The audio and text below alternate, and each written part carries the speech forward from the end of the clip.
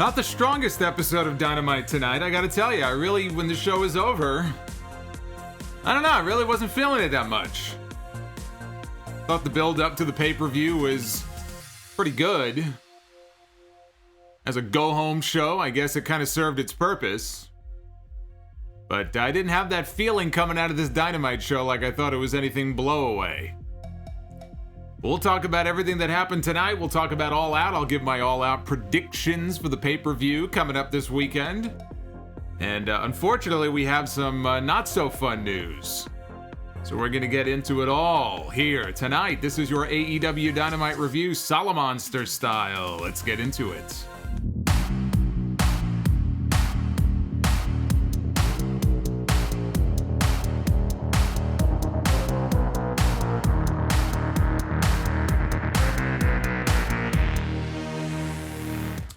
This is your AEW Dynamite review for Wednesday, August.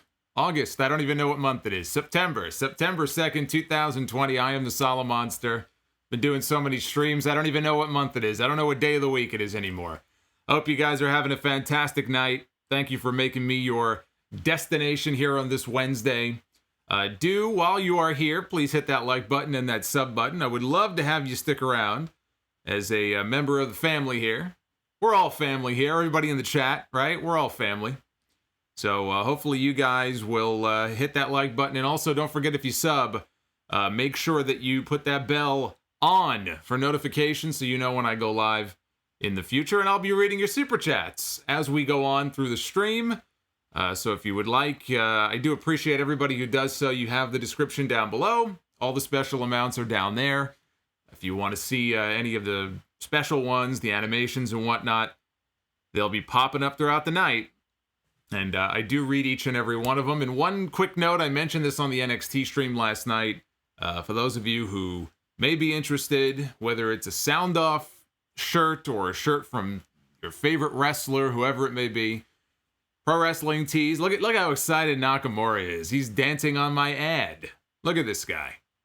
That's more action than Nakamura has seen in WWE in about 3.5 years. But anyway, Labor Day sale kicks off tomorrow, 1 Eastern on ProWrestlingTees.com. Goes all the way through Monday afternoon. And you can get 20% off everything in the store, whichever store it may be. Use the promo code Labor Day at checkout. And I wanted to show you one other thing real quick here. Take a look at this. These are the AEW Division Women's Rankings posted earlier today on the AEW website. Take a look at who is number 3 in the rankings. Abaddon. Now, you would never know if you don't watch AEW Dark. You wouldn't even know Abaddon was still with the company. But she, in fact, is still with the company. She's racked up a whole bunch of wins, and she is working her way up the rankings, which hopefully means that soon enough, we'll get to see more of her on Dynamite. We don't get to see enough of her on TV. She's still a unique enough act that I'd like to see her on my TV screen. Anyway, back to me, who only looks marginally better than Abaddon, but unfortunately, this is what you get. This is what you get, guys. This is what you get. All right, I'm not like one of these Instagram models or anybody on OnlyFans who can make $10,000 in one night. That's not me. I got your super chats, and that's it. That's about as high as it gets for me. So anyway, before we get into all the Dynamite stuff, before we talk about All Out, unfortunately, there is some bad news to get into here, and I just sort of lumped all of this together. None of this, by the way, has anything to do with AEW, but this is all kind of breaking in the last few hours. I've seen a lot of just really shitty stories, unfortunately. I saw that Tom Seaver passed away. Tom Terrific, probably the greatest of all time to wear a New York Mets uniform, 75 years old. He passed away. He had been suffering from Lewy body dementia, which I believe is what Robin Williams had, and also COVID. So he had dementia, he had COVID-19, and that's a horrible combination. And so I was very sad to hear of his passing. But also Casey Michael. Casey Michael passed away. Casey Michael is a name that you may not know.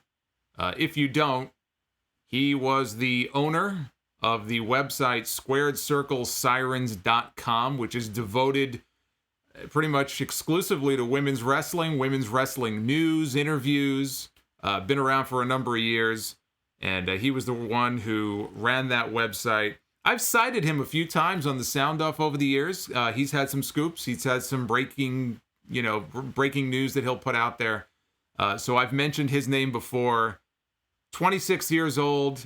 He had some pretty serious health issues recently, I know that.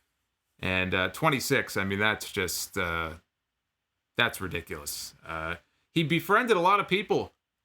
As far as like how did he make his connections? I mean, he was a huge fan of women's wrestling. A big part of why women's wrestling has been able to blow up in the way it has, you can trace part of that, frankly, to his coverage of women's wrestling online.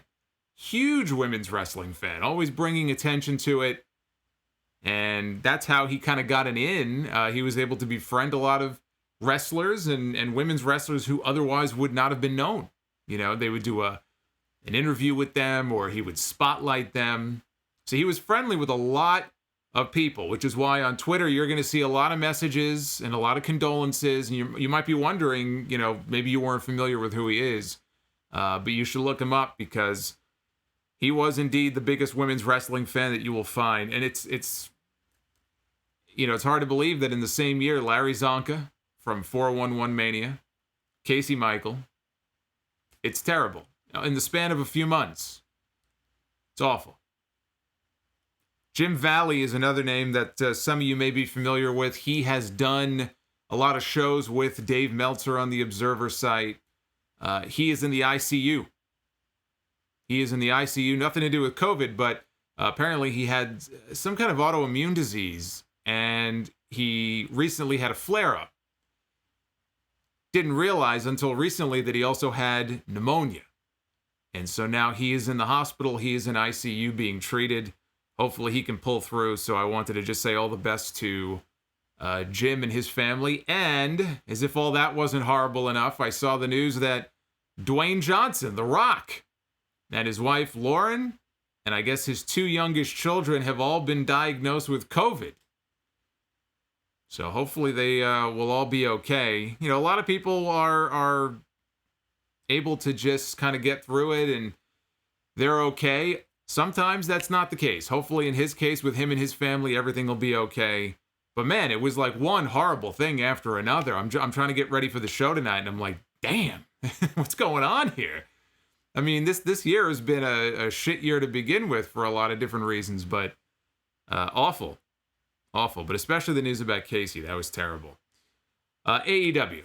Excalibur was back in the booth tonight. I mentioned it on the NXT stream last night that he was expected to be back at the announced position. He was gone for about a month. Of course, it all happened around that time that the clip resurfaced. I mean, it's always been online. It's been online for 15 years, but it was a clip from his independent wrestling days of him using the N-word, using a racial slur in the midst of a heel promo many, many years ago.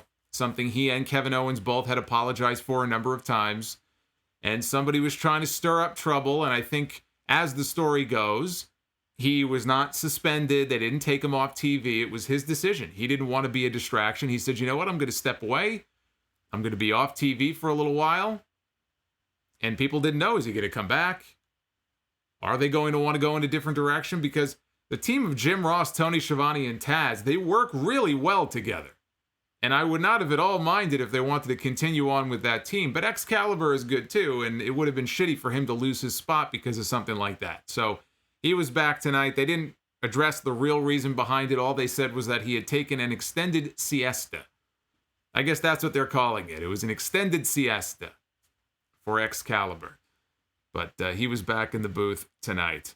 And the show opened with Best Friends against Santana and Ortiz. This is after what happened to Trent's mom's minivan a number of weeks ago. Mama Trent, right? Sue. Is that her name? This reminded me of last night's opener on NXT. Yeah, I thought the opener last night was a street fight. And this wasn't a street fight, but it was all action. I thought it was a lot of fun. Never boring. I thought it was a fun match. Best Friends jumped Santana and Ortiz as they entered. made their entrance. The two teams brawled all over the ringside area. Chuck Taylor got launched off the stage onto a pile of chairs, and that looked like it sucked. That took him out of the equation for a few minutes. He was face first flat on the floor, and poor Trent was left all by himself. I half expected his mother to come out. I thought maybe this was like a big babyface spot where Mama Trent was going to come out. Chuck's been taken out. And this woman's going to give Judy Bagwell a run for her money, and she's going to reach for the hot tag. But then as Trent reaches in, she pulls away. Mama Trent turns on her son, aligns with Santana and Ortiz, holds up the flag. That would have been funny. We don't need to see her as a recurring character on TV, but that would have been funny. So Trent hits a bicycle knee strike to Santana, heads out to the apron. He's getting ready to hit another move. Ortiz grabs his leg. Santana shoulder checks Trent off the apron, and he goes tumbling backwards onto the ring steps. The ring steps had been positioned. They were flat, and he landed back first right on top of the ring steps. And Santana and Ortiz take him into the ring.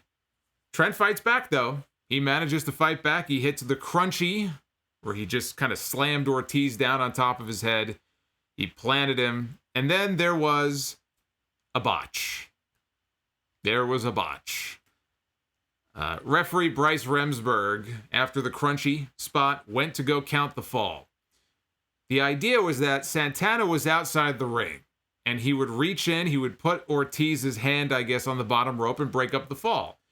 I'm not entirely sure who's to blame here, if it's more the referee, if it's more Santana for being late on the spot. Maybe they both share some responsibility here. So I don't want to lay the blame just on one person, because I don't know that would be fair. But it looked bad. I mean, the referee clearly counted 3. And actually, if you're the referee and you see, that he's going to be late, maybe there are ways for you to hold up, or you see he's about to do something, so you stop the count and you go, don't you do that. Like, I would imagine there are ways that if you're a referee, you think on your feet and try to figure it out, but he just counted the 3, and he saw Santana blatantly put Ortiz's hand on the ring rope after he had already counted the 3, but the match continued. The match went on anyway, so that did not look good. So Santana's outside the ring, and he retrieves a retractable baton from underneath the ring, and when Trent hits the ropes, he whacks him in the back with it, and that sets up the street sweeper, and Santana and Ortiz get what kind of feels like a bit of a rare win for them on TV. I'd like to see them rack up some more wins. So they pick up the win. Again, I thought it was a fun opener. I thought it was a fun opening contest. Thank you guys, by the way, for the ones who stuck around last night. We had some issues during the NXT stream. I've come to find out that it had to do with my Fios. Had to do with my internet, which I was having problems with right up until about half an hour ago. So fingers crossed here for the stream tonight. But the people who stuck around and super chatted and everything last night, you guys are awesome. Reek & Son, very upset about the death of Tom Seaver. And Chase Wood, thank you for the $20, man. You are in the leaderboard. I don't have the leaderboard in front of me right now, but you are in the number 1 spot so far. $20 from Chase, who's not even going to be able to join for the full stream, but he wanted to show some love for the channel. Love it. Love it. The Young Bucks. The Young Bucks and the Jurassic Express teamed up tonight to take on SCU and Private Party. Now, the stipulation here is that the winning teams would meet one another one-on-one, or I guess 2-on-2, Saturday at the pay-per-view. And I said coming into this, I said on the podcast this weekend, it ain't going to be SCU against Private Party at All Out, and the Young Bucks are going to have no match, right? They already have no Cody on the show. You're not going to have an All Out pay-per-view without the Bucks. And frankly, you're not going to have an All Out pay-per-view without Jurassic Express, because they're a popular team. So it seemed pretty obvious how this was going to go. Early in the match, there was a planted fan in the front row. Planted because they're not allowing fans at ringside, so obviously it was a planted fan. They did have fans in the building again. Same rules as last week, up in the upper section, so at least we had some fan noise. Actually, a lot of fan noise. A lot of fan noise. Very enthusiastic crowd.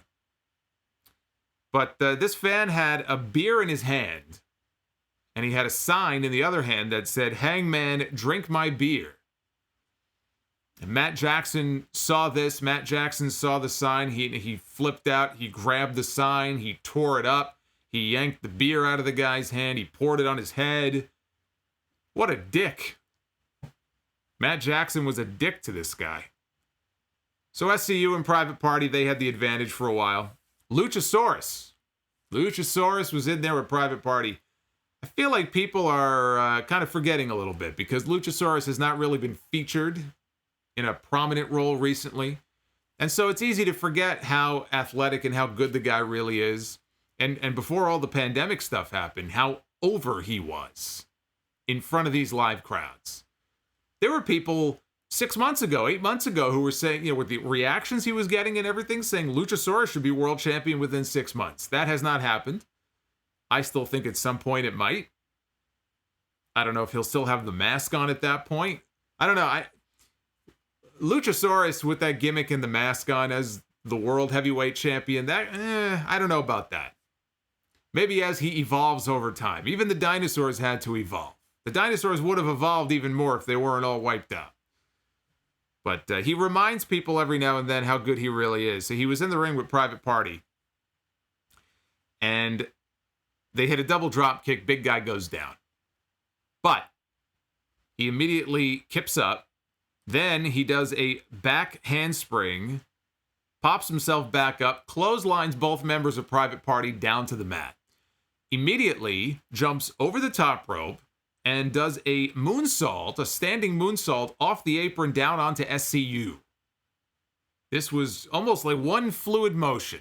Very impressive. Very impressive. The big guy can move. So back inside, we had a double choke slam to Marquen and Isaiah Cassidy, both guys taken down. Stereo risky business by the Young Bucks and Jurassic Express. Matt Jackson goes for the super kick to Isaiah Cassidy. Cassidy dodges, but Jungle Boy takes him out. He took his head off. It's not often that you say Jungle Boy took someone's head off, but in this case, he did. In this case, he took this guy's head off. SCU takes down Jungle Boy. Cassidy hits the Senton Atomico to Jungle Boy. Got a 2.99999 count. This was the closest count you've ever seen in your life, but he kicked out. Jungle Boy kicked out. There was some friendly fire by Matt Jackson to Jungle Boy. Marquen with the gigantic shooting star press down onto Jungle Boy. Has him beat. Luchasaurus makes the save. Luchasaurus goes to chokeslam Marquen, and Matt Jackson blind tags himself in. So Luchasaurus has things well in hand, but he blind tags himself in, does Matt Jackson. Like I said, he was a dick. He was being a dick in this match. Obviously, still very upset over what happened with the Hangman last week. Matt and Nick catch Marquen with the BTE trigger and pick up the win. This was the predictable outcome. Again, Young Bucks will take on Jurassic Express on Saturday night. And I guess it makes sense, that he would show that kind of aggression and that he would blind tag himself in. And there was not animosity, but, there was a little bit of friction there. Like, even just kind of low key. And that plays into the match they're going to have now with the pay-per-view. So I thought the match was good. And Luchasaurus was very impressive here. Very impressive showing for the big guy. Crash with the $2. Do you think AEW will still be on TV in 20 years? Oh, I don't know. That's like asking me, are you still going to be doing podcasting in 20 years? Probably. Probably. As long as there's wrestling to talk about, I'll probably be here. Jacob Donnelly with the 10. And what I love about Moxley against MJF is that whoever wins, neither comes out looking bad and none of their momentum will be stopped. And Lord Frieza got a flip before the stream, but had to show some love like always. So thank you for the 5 and dive. He dropped the 5 and he dove on out of here, but I appreciate the support, as always. Tony Schiavone. Tony Schiavone was in the ring for a very special interview with one half of the AEW Tag Team Champions, Kenny Omega, who was wearing a Hana Kimura tribute shirt. That shirt, I believe, is up. They say Pro Wrestling Tees. I think it's Pro Wrestling Tees. And actually, there is a sale going on, so if you want to pick up a whole bunch of shirts, that could be one you might want to pick up in the next few days. They said all of the proceeds from the sale of that shirt, I believe, go to Hana's mother. Shivani asked Omega what he thought about the actions of his partner. What did he think about what Hangman Page did last week? You know, when, or was it last week or the week before, when he cost the Young Bucks in the gauntlet, which ultimately led to FTR winning, and they're now going to go on to All Out. What did he think? Kenny Omega said that everybody makes mistakes, and Hangman got taken in by FTR, and that's a mistake. You know, that's something he's going to have to live with for the rest of his life. FTR comes out with Tully Blanchard. They have their cooler, but they say they know Kenny. So they don't have beer for Kenny. They have chocolate milk. They hand him chocolate milk, and Kenny's got a big smile on his face, and Omega says the last thing he would want to do is hang out with two dickheads. The only reason I know he said this is because I was trying to read lips. Because the censor had a very busy night entirely in this segment. The censor was responsible for trying to block out all of the coarse language in this segment. He got about 3% of it. 97% slipped through. I don't know, maybe he was asleep at the wheel. This used to happen all the time in WWE on Monday Night Raw. Back in the day when all you would hear were cuss words in every segment, every opening segment. I can't tell you how many times on USA Network that censor would try to bleep something. I really think that they were intentionally missing it. Like they wanted the language to come through, but they had to feel like, okay, for the FCC or whatever. I'm not even sure if the FCC has anything to do with the cable networks, but let's give the appearance that we're at least trying. But like every time Austin or someone would say something, you know, like you got 15,000 people calling you an asshole, and he would say it, and then it would get bleeped. And I always used to laugh. That's basically what happened here. So the censors, they got part of it, but that was about all they got here in this segment. Hangman came out. He was not looking good. He was looking like he had been sleep deprived. He had bags under his eyes. He looked like Undertaker when he debuted back in 1990. Looked like he hadn't gotten sleep in about 6 days. And he was all up in FTR's face. And FTR's telling Page, you know, tell Omega, tell Kenny that it wasn't us. You know, it wasn't us. We're not the ones who got to you. We're not the ones who told you to go do it. That was you. That was you, Hangman. You made that call. It had nothing to do with me. It had nothing to do with Cash. And basically putting it all on Hangman. You know, first they were acting like his best friend a few weeks ago, and now they completely just abandoned the guy because they were stringing him along. That was the story. They strung this guy along. They had him like a puppet by the strings this whole time. And now they're saying, you have nobody to blame for this but yourself. And FTR, there was a big stare down here. This is also where the censor had a very unfortunate night. Because here, we had Dax Harwood was doing pretty much all the talking, right? So Dax is the main talker in FTR. Cash does some of the talking, but really it's Dax. Dax is like the main talker here. And he's saying, you know, Kenny, you've known Hangman for a few years, but I've known Hangman his whole career. And I'm thinking to myself, from where? Maybe he has. Maybe they know each other a long time, but where would they know each other from? Did they come up together? Maybe they did. Maybe they came up in wrestling school together. But he called Hangman an insecure little boy.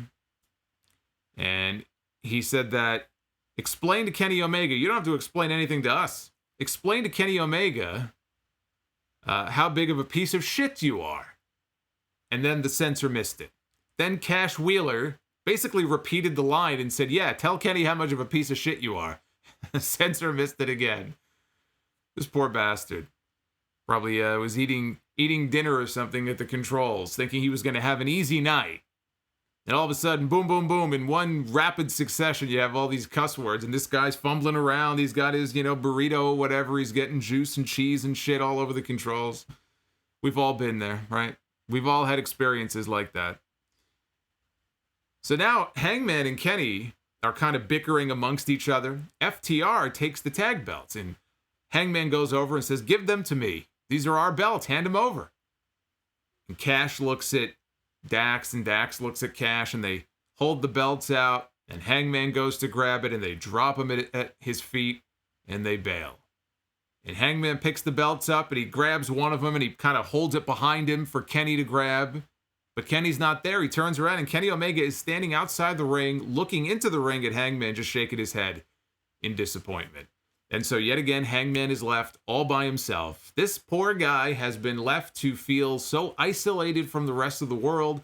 The Bucks want nothing to do with him. Kenny Omega, his own partner, seems disappointed in him. FTR fucked him over and strung him along. He is a man on an island unto himself. This whole segment was all about storytelling, headed into the pay-per-view on Saturday. And this is a story that they've been dragging out and playing out on television now for a number of weeks. I think it's good storytelling here. I like this. And there's going to be a lot of people wondering, who turns on who? Maybe nobody turns on the other person. Maybe it ends up being just a straight wrestling match, a great wrestling match. They want you to think something's going to happen, but nothing's going to happen. I'll tell you what I think is going to happen. FTR is going to walk out the new tag team champions on Saturday night. That sets up the program with the Bucks that they have been talking about for feels like 5 years now. We know that's where this is ultimately headed, which is why I think the Bucks are going to go over on Jurassic Express this weekend, because that sets them up nicely to kind of move on up in the rankings. I don't know where they are in the rankings right now, if they're number 1, number 2, number 3, but a win this weekend will help their cause. So that's one aspect of it. The other aspect is, Hangman and Omega have been champions now for a long time. They've been tag team champions for a number of months. We've all been waiting for the split to happen. We're just about there. I think Kenny Omega's the one. If anyone's going heel here, it's not Hangman Page. It's Kenny Omega. Hangman Page is the one who really is the victim in all this.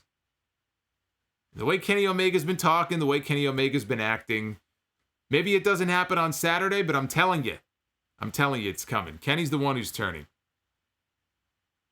It writes itself. The story writes itself, right? FTR goes off to feud with the Bucks. Kenny is the one who ends up going heel when this whole time they were kind of making it seem like it would be Hangman. That will, in the next few months, set Kenny Omega up for the inevitable rematch with Jon Moxley from a year ago at Full Gear. That non-sanctioned match that Moxley won. And 1 year later, they come back together, but this time Moxley is the champion. The babyface champion. And Kenny Omega is the prick. Kenny Omega is the heel. And Omega gets his win back, but it's a big win because he beats Moxley to win the championship. And now with Kenny Omega as the champion, and maybe we get a little bit of the cleaner back. We haven't really seen the cleaner version of Kenny Omega on AEW TV. You've still got Hangman Page. And the ultimate match that you build up to is Kenny Omega against Hangman Page for the championship. I like that story. You just got to be patient. You got to, let it play out. But I think that's the direction to go in. I do think that's the direction to go in. We got Food Hive joining us, one of our loyal listeners and super chatters. Wardlow kept looking at Pretty Platinum. Title would look nice on Wardlow. Now Wardlow was busting out the F10s at the end of the show. Now you're going to have people saying, Brock Lesnar's going to come in. Brock Lesnar wants to reclaim his move. Brock Lesnar can't call it the F5. He's going to come in and call it the Verdict. He's going to bring back the Verdict. Remember that?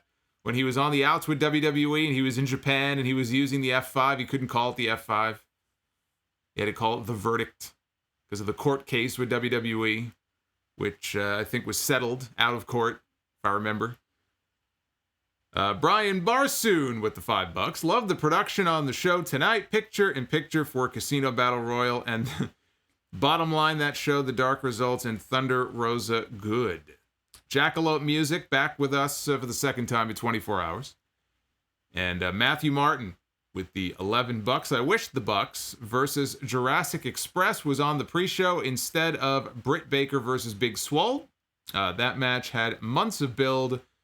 while the tag team match had 3 days. And Uffman Entertainment, one of our wrenches in the chat, says rest in peace to Tom Seaver. Show some love for our mods. They're doing God's work in the chat each and every week. Chris Jericho. Chris Jericho was on the show tonight for a tune-up match before his Mimosa Mayhem match with Orange Cassidy this weekend. He had a match here with Joey Janela, the Demo God.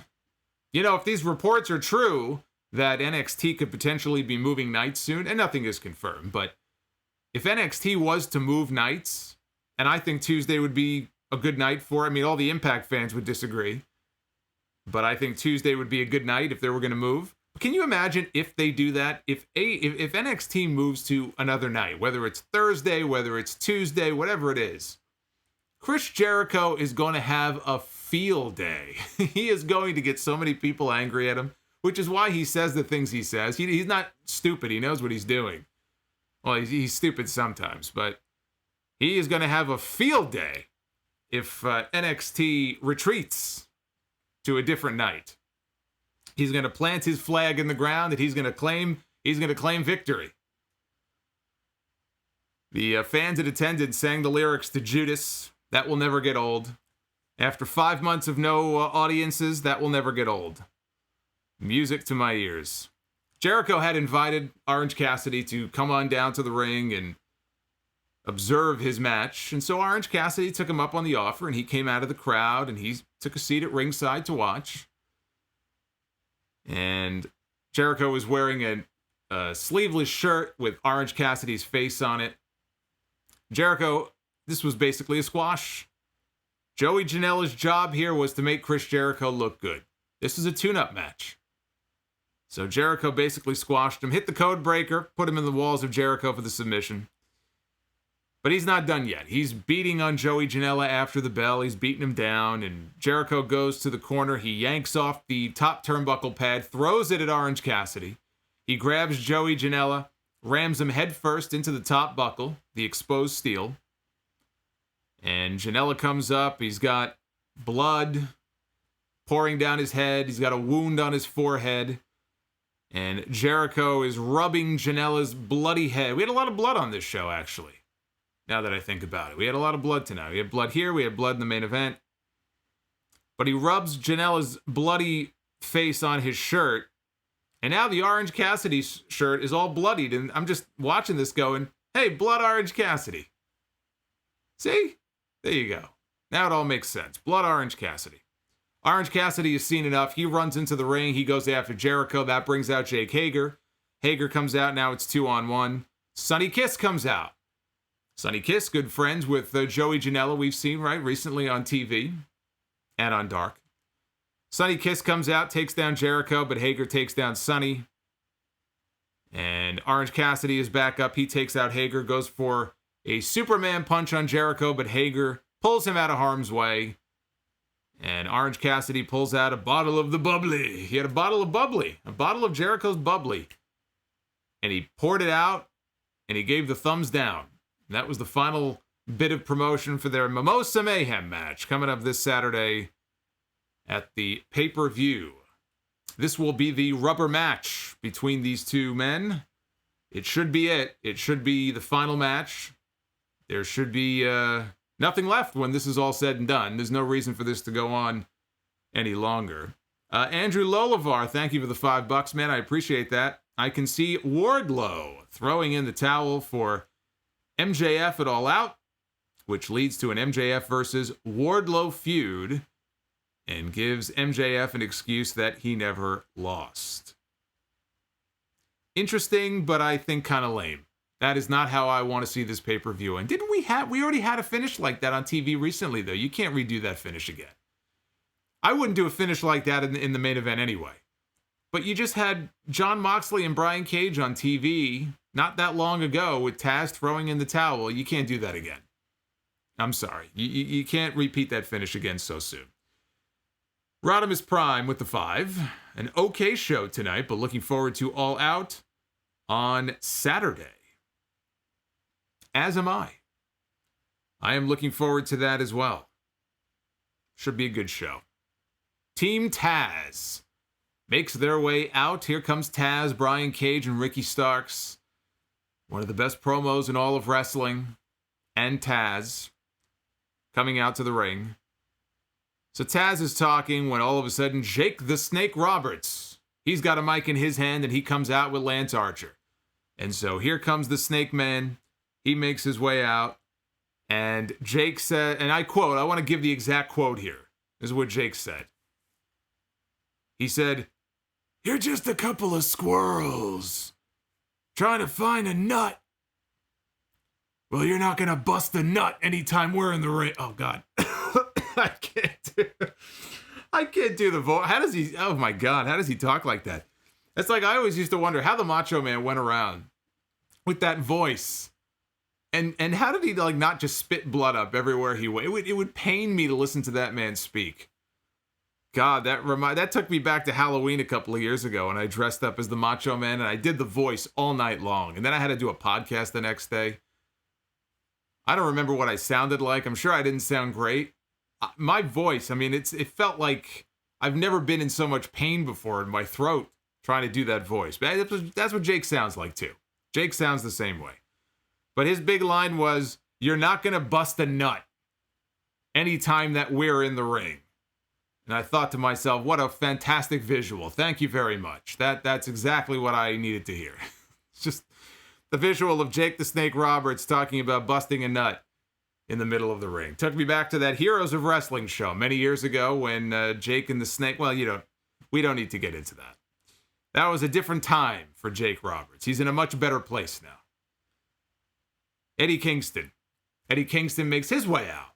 And Eddie Kingston comes out with his stable, and he's got the Butcher and the Blade, and he's got Pentagon, and he's got Phoenix. And he's talking for a little bit. Tully Blanchard comes wandering out there with Shawn Spears, which felt kind of random to me. I mean, Tully Blanchard, he's got a new girlfriend. His new girl is called FTR. Shawn Spears is old news.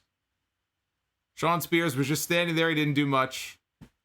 But we got some trash talking between Taz and Eddie Kingston, which sounds phenomenal, by the way. The only bad part is it didn't last long enough. They literally were talking to each other for maybe 30 seconds. That's not long enough. I need some kind of in-ring verbal face-off between Taz and Eddie Kingston. Give them a whole segment. Just give them 15 minutes. But trust me, they will not disappoint. I know Eddie Kingston won't. So the only thing I didn't like about this is that it didn't go long enough. But Darby Allin ran out. He attacked Ricky Starks. And then a giant brawl broke out with everybody who's going to be in the Battle Royal this Saturday night. The Casino Battle Royal coming out. Santana and Ortiz come out. Jake Hager, best friends, jump them.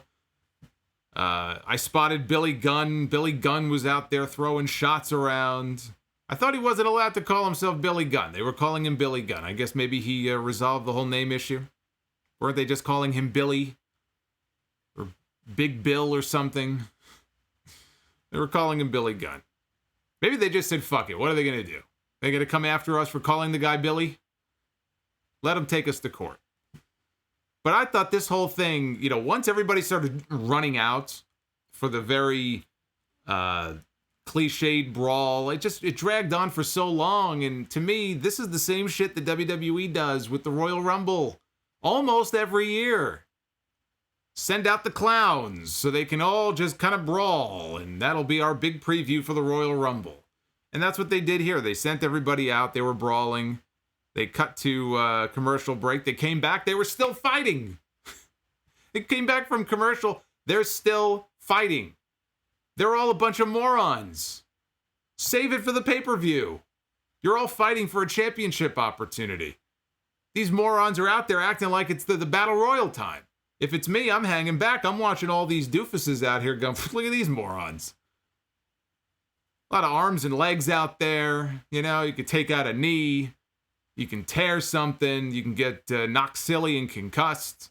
Bunch of idiots these guys are. What are they fighting for nothing?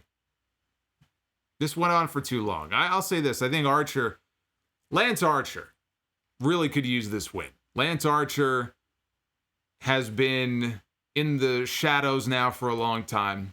Really, ever since the loss to Cody. He's never been the same. He hasn't done anything of note. So this could be a big win for him. I honestly, if you want to know who I would like to see win this whole thing, I think Darby certainly has a shot. I really would like to see Ricky Starks get the win. I am a big Ricky Starks fan. He can have that title match in his back pocket. Maybe it even causes a little bit of jealousy from Brian Cage. I'm not saying split them up, but Brian Cage is a little professional jealousy there. A little competitiveness between members of the same group. All right, brothers fight. Members of the Taz family. That's okay. I'd like to see Ricky Starks get it. And let's see here. We got Emmanuel Briseno with the $5. Thank you, Emmanuel.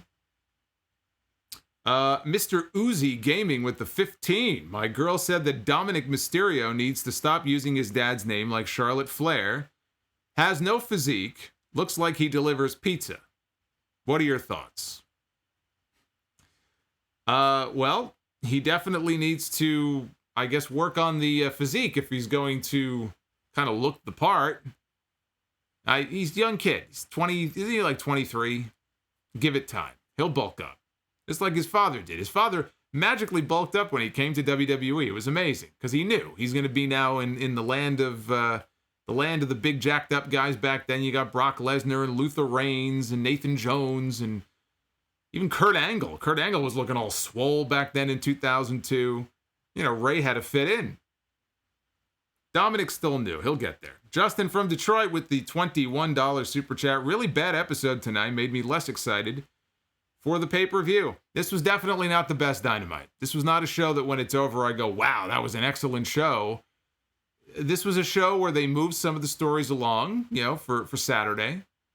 But it just felt like, we got to put a show together. We got to get to the pay-per-view somehow. So we'll put a show together. And there was no life to it. There was no life to it. There certainly wasn't any matches on this show that were even comparable to the Iron Man match. I mean, forgetting the finish from last night's Iron Man match. I ranted on that enough last night on the stream. As a match, though, it was very good. And there was nothing tonight on the AEW show that could come close to that match from last night. But that's not what tonight was about. Tonight was about Saturday. So I didn't expect a match like that.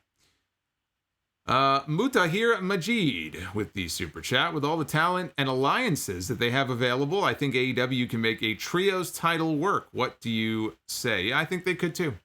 We've talked about it on the stream here before. I think they can. Wouldn't shock me at all. I think they will. I think at some point we will have a trios championship in AEW. They have a lot of trios factions in the company, so to me it would only make sense to do something like that eventually. And Rob Bass, Ricky Starks is gold. Thunder Rosa showed the women's division how it is done. NWA, baby. Well, that is the perfect segue. That's why I wanted to get to Rob's super chat. Perfect segue. This was time now for the AEW debut of the NWA Women's Champion, Thunder Rosa, ahead of her match with Hikaru Shida this weekend, taking on another new face, but a familiar one, Serena Deeb. Serena Deeb, Straight Edge Society Serena, who most recently served as a trainer at the WWE Performance Center. She was, I think, let go. I don't remember exactly when, but here she was getting a shot on TV. They had a very good match, but they took a break right in the middle of it, and it wasn't as if the match was that long, so, a nice little chunk of the match we just missed because of the commercial break. That sucked. I hated that. Of all the matches, you got to take a break in the middle of this one. I didn't like that. And Jim Ross on commentary was pushing, a little too much, I think. The whole notion of, these women are, technically sound and they're not in there. They're not worried about breaking a nail. It's like, yeah, we get it. Can you just focus on the match, please? Like, they're both tough. They're veterans, or Serena's a veteran. We know that. They don't want to break a nail. Cool. Can you just kind of focus on the match, please? There was a little bit too much of that, I thought, here. Serena was looking for a pile driver. Rosa reversed it into a Death Valley driver for a near fall. So they traded a whole series of pin attempts back and forth. Drop kick to the face. Thunder Rosa calls for the end. She gives the cutthroat signal, lifts up Serena, and hits the Thunder Driver for the 1-2-3. So an impressive win for Thunder Rosa. 2 women not under contract to the company. 2 women not under contract to AEW go out there and have maybe the best women's match in many weeks that we have seen in AEW. Maybe longer. There was a good one, though. There was a good one. It might have been Shayna and Penelope Ford. I feel like that wasn't that long ago. I remember liking that match. But matches like this in the women's division on Dynamite, I can't speak for Dark because I don't see Dark every week. Matches like this are few and far between. This is why the match I'm looking forward to the most on Saturday, I will say one of the matches I am looking forward to most on Saturday is the women's title match. The NWA women's title is not on the line, only the AEW one, but you got champion against champion. You got Thunder Rosa, who can hold her own. Yeah, Serena is no slouch, but Thunder Rosa is great, and I'm really happy that she's getting a chance here to show what she can do on a larger scale to a bigger audience. As much as I liked her on NWA Power, it's a YouTube show. It's a YouTube show in a studio full of about 200 people. This is very different.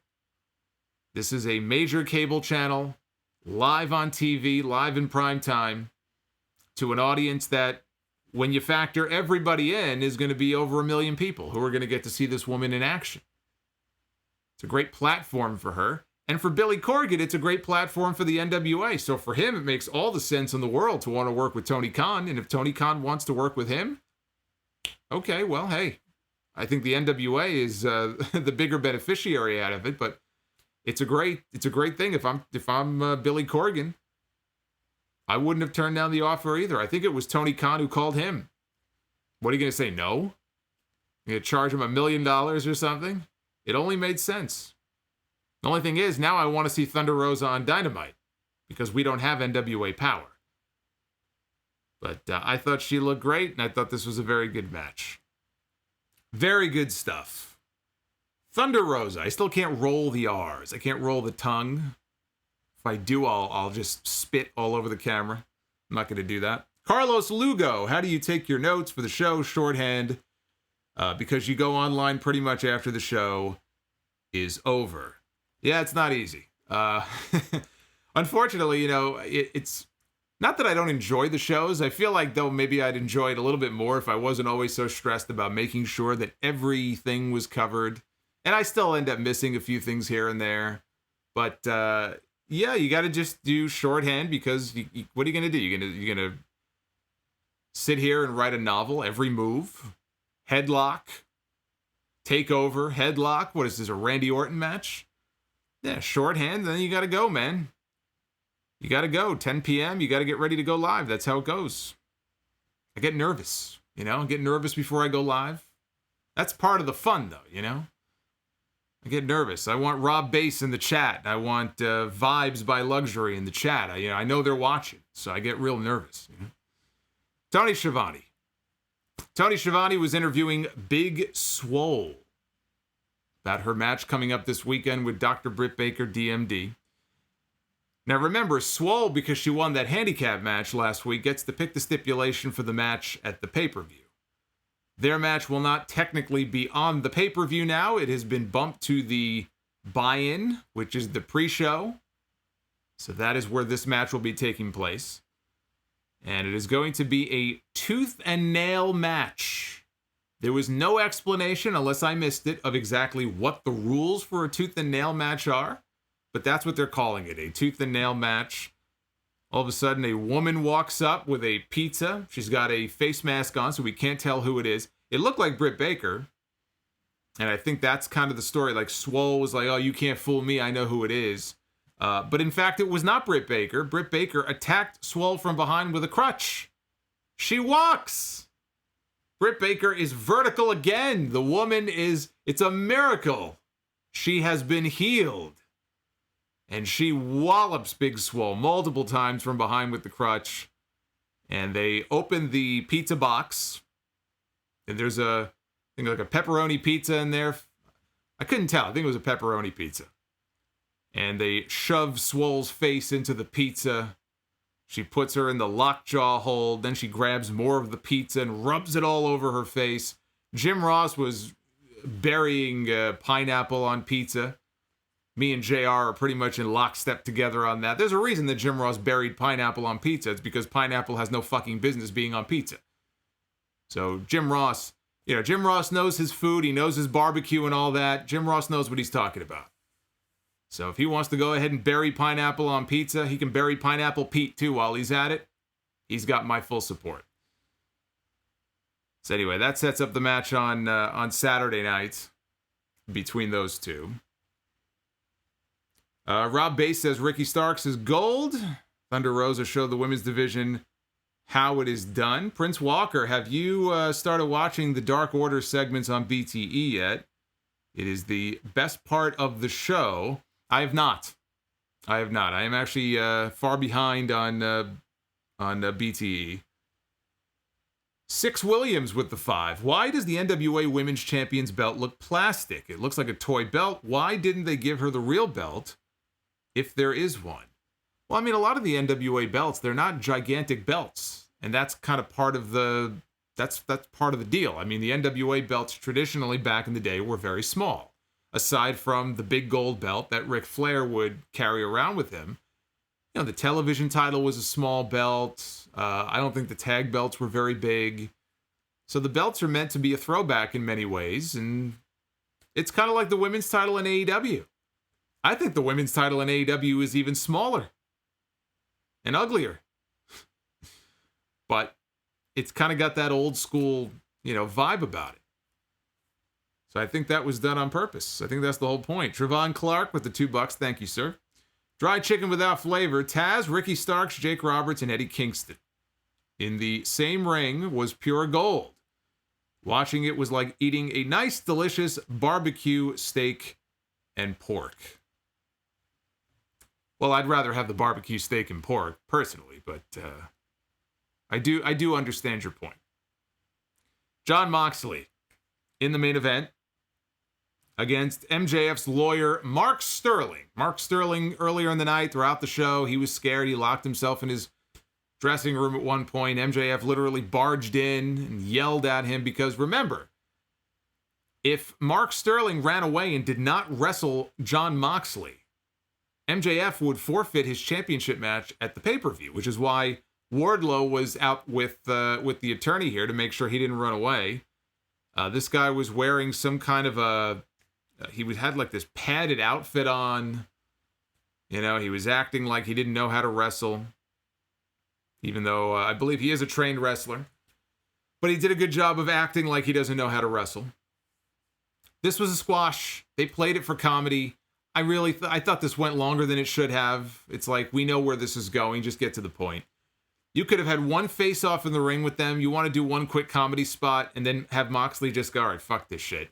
And just do what he ended up doing 3.5 minutes later, which was elevated paradigm shift, dropped him down on his head. 1, 2, 3, Jon Moxley wins. Wardlow immediately attacked Moxley, gave him the F10, flung him around in the air, picked him up, gave him a second one. The camera nearly missed it. Right at the last second, the camera cut back and caught it. So 2 F10s, and here comes MJF. And MJF has been selling these injuries for the last few weeks, ever since Moxley gave him the paradigm shift. He had a neck brace on. He's been in a walker. So out comes MJF in his suit and his walker. He throws the walker aside. He rips off the neck brace. He takes off his suit jacket. He's like Britt Baker. He has been healed. He has been healed from his injury. What are these guys in AEW? What are they getting into here? They have like a Dr. Zahorian in the locker room with his bag of gimmicks. You need to feel better. I got something for that. What's going on here? Everybody is healing themselves from their injuries. Just send Rey Mysterio to the AEW locker room. Maybe it'll heal his torn triceps.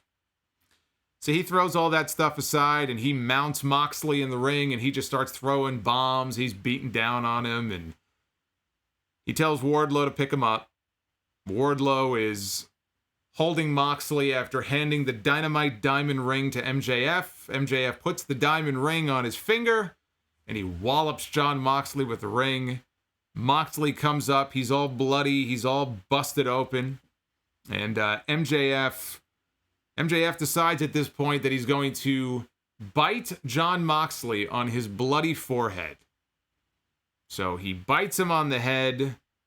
This was more aggressive than we've seen from MJF. This was a more aggressive side of MJF than we're used to seeing here. This wasn't played for comedy. This wasn't played for laughs.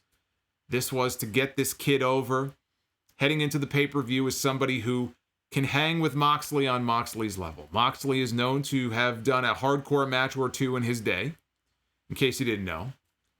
And so this was MJF's way of kind of getting violent and bloody with Jon Moxley. I loved the shot of him with Moxley's blood all over his face. He had Moxley's blood by his mouth, on his head. He looked demented. He was looking into the camera and yelling and screaming, and he looked like a man possessed or on bath salts. But it was a side of him I think we needed to see heading into the pay-per-view. I did like what they did there at the very end. I thought the match with Sterling, it was just, like I said, it was a comedy. It didn't need to go as long as it did. But this was something that I did like to see heading into the pay-per-view, and then he held up the belt to close out the show. So they closed out what I thought was a very ho-hum episode of Dynamite. Wasn't a bad show, but it wasn't a good show either, honestly. It wasn't a great show. It was a show. And we'll see what the Twitter poll says here in a second. I can only imagine the reaction to this poll. You should see the comments I get every week. You should see the comments I got when I posted the NXT poll. Instead of just admitting that there were a lot of people who were not fond of the finish of that main event, and there were a lot of people who did not like the finish of that main event. And maybe that's why they voted the way they did. Oh, no. No. You see, the majority of the negative votes come from all those WWE fans. The AEW fans who love to just shit on WWE and they hate NXT, and so they'll band together and they all vote against NXT. To the tune, I guess, of literally hundreds upon hundreds upon hundreds of votes. Are there a few people who do that? Sure. But I love these conspiracy, nut jobs who come up with all these different explanations for why the AEW folks are trying to sabotage NXT. And you get it the other way too. You get people who accuse the NXT people of trying to sabotage the AEW poll results as well. I wish we could take all of these people and lock them in like a giant dumpster and just shut the door and leave them in there. And then come back the next morning and unlock the door and let's see if anybody comes walking out. Just let them fight to the death. Last man standing. Just lock them in there and let them go at it. That's what I'd like to see. So let's talk about this pay-per-view. This pay-per-view on Saturday. I'm not going to be doing a separate predictions video. You're going to get your predictions right now. You're getting more bang for your buck here. You're getting more for your money here. All you super chatters. Brian Mahoney with the $5. Buy or sell. Randy Orton 2004 or MJF 2020.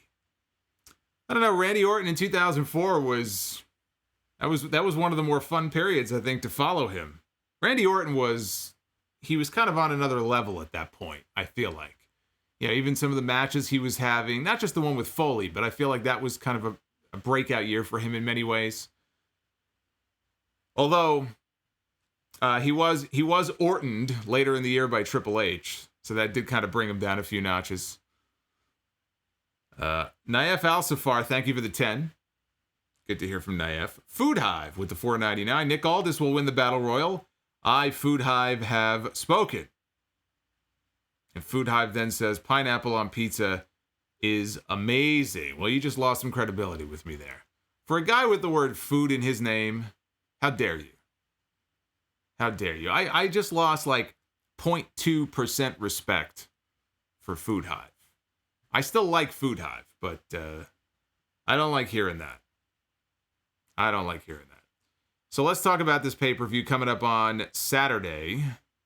And I will be live after the pay-per-view.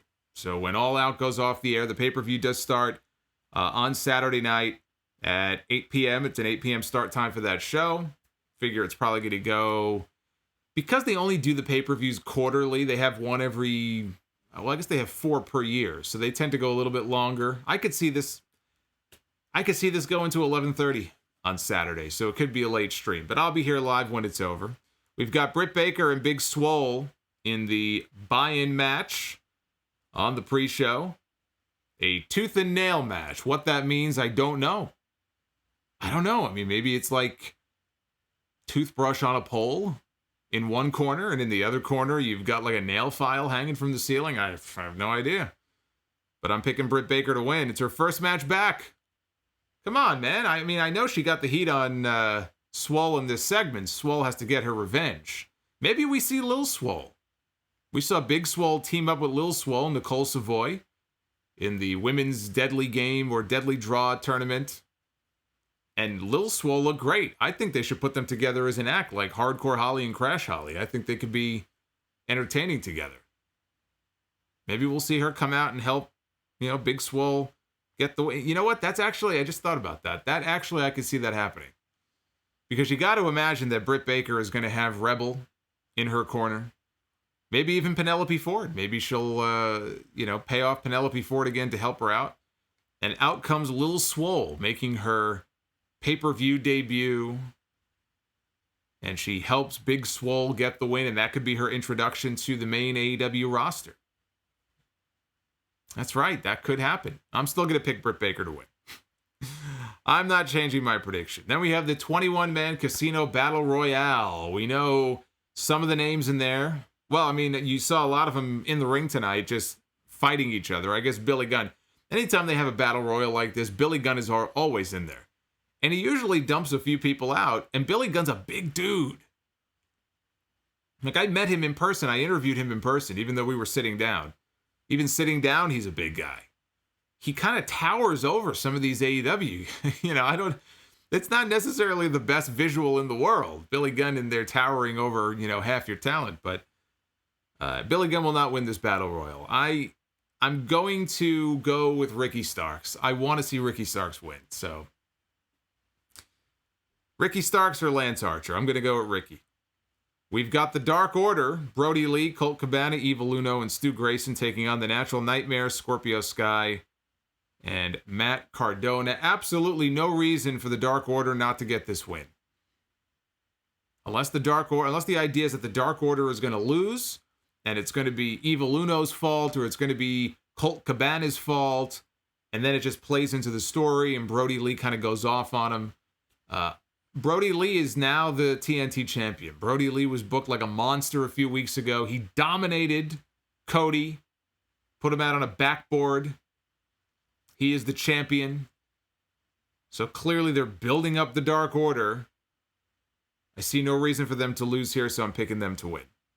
We have the Young Bucks taking on Jurassic Express. This could be one of the sleeper matches on this show. I think Young Bucks are going over, though. They're my pick. We've got Matt Hardy taking on Sammy Guevara in a Broken Rules match. And they explain tonight that it is last man standing, anything goes. And if that last man standing in this match turns out to be Sammy Guevara, then Matt Hardy will leave AEW. Matt Hardy made his AEW Dynamite debut on March 18th. Matt Hardy ain't leaving AEW. And Sammy just beat him, I think, right? Did you just beat him in the tables match on TV? So Matt Hardy is going to win this match.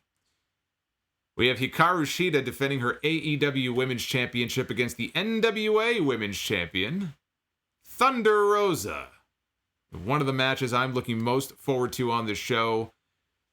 This and the tag team title match are the two matches I am looking forward to the most. Hangman and Omega against FTR, and this. These are the two I'm looking forward to the most. And I'm picking Hikaru Shida to win. You don't put over the NWA Women's Champion, not unless she's sticking around.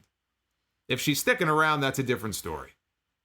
Even still, she's not under contract to AEW. You're not going to have somebody like that beat your AEW Women's Champion. You're not doing that. So I expect a very good match, and I expect the Hikaru Shida win. Then we have Kenny Omega and Hangman Page defending their AEW tag team titles against FTR with Tully Blanchard in their corner. FTR, all they do is win. They've been winning ever since they came into the company. They won that gauntlet match, and now they have earned the right to challenge for the championships. Everything is just set up perfectly. Everything is moving along exactly as I expected it to move along. And now you got to take that next step, and that's taking the titles off of Hangman and Omega. They've had them for a while now. They're two singles wrestlers. It's time. Put FTR over, they win the belts. And whenever you're good and ready to do the program with them and the Bucks, they got the belts. And they could rub it in the Bucks' face and say, look what we have. We've done what you couldn't do. And then Hangman and Omega can go do whatever it is that they're going to do. Are they going to split? Are they going to feud? Is Kenny going to go heel? And go off to feud with somebody else? There's any number of ways you can go with this.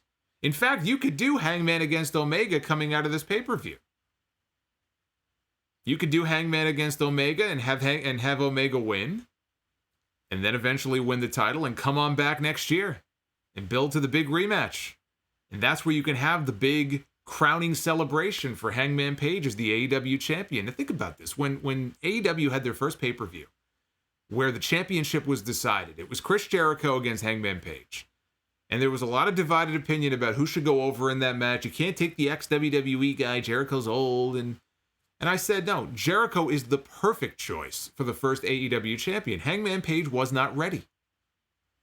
He wasn't. He was kind of like this bland babyface, and people didn't really...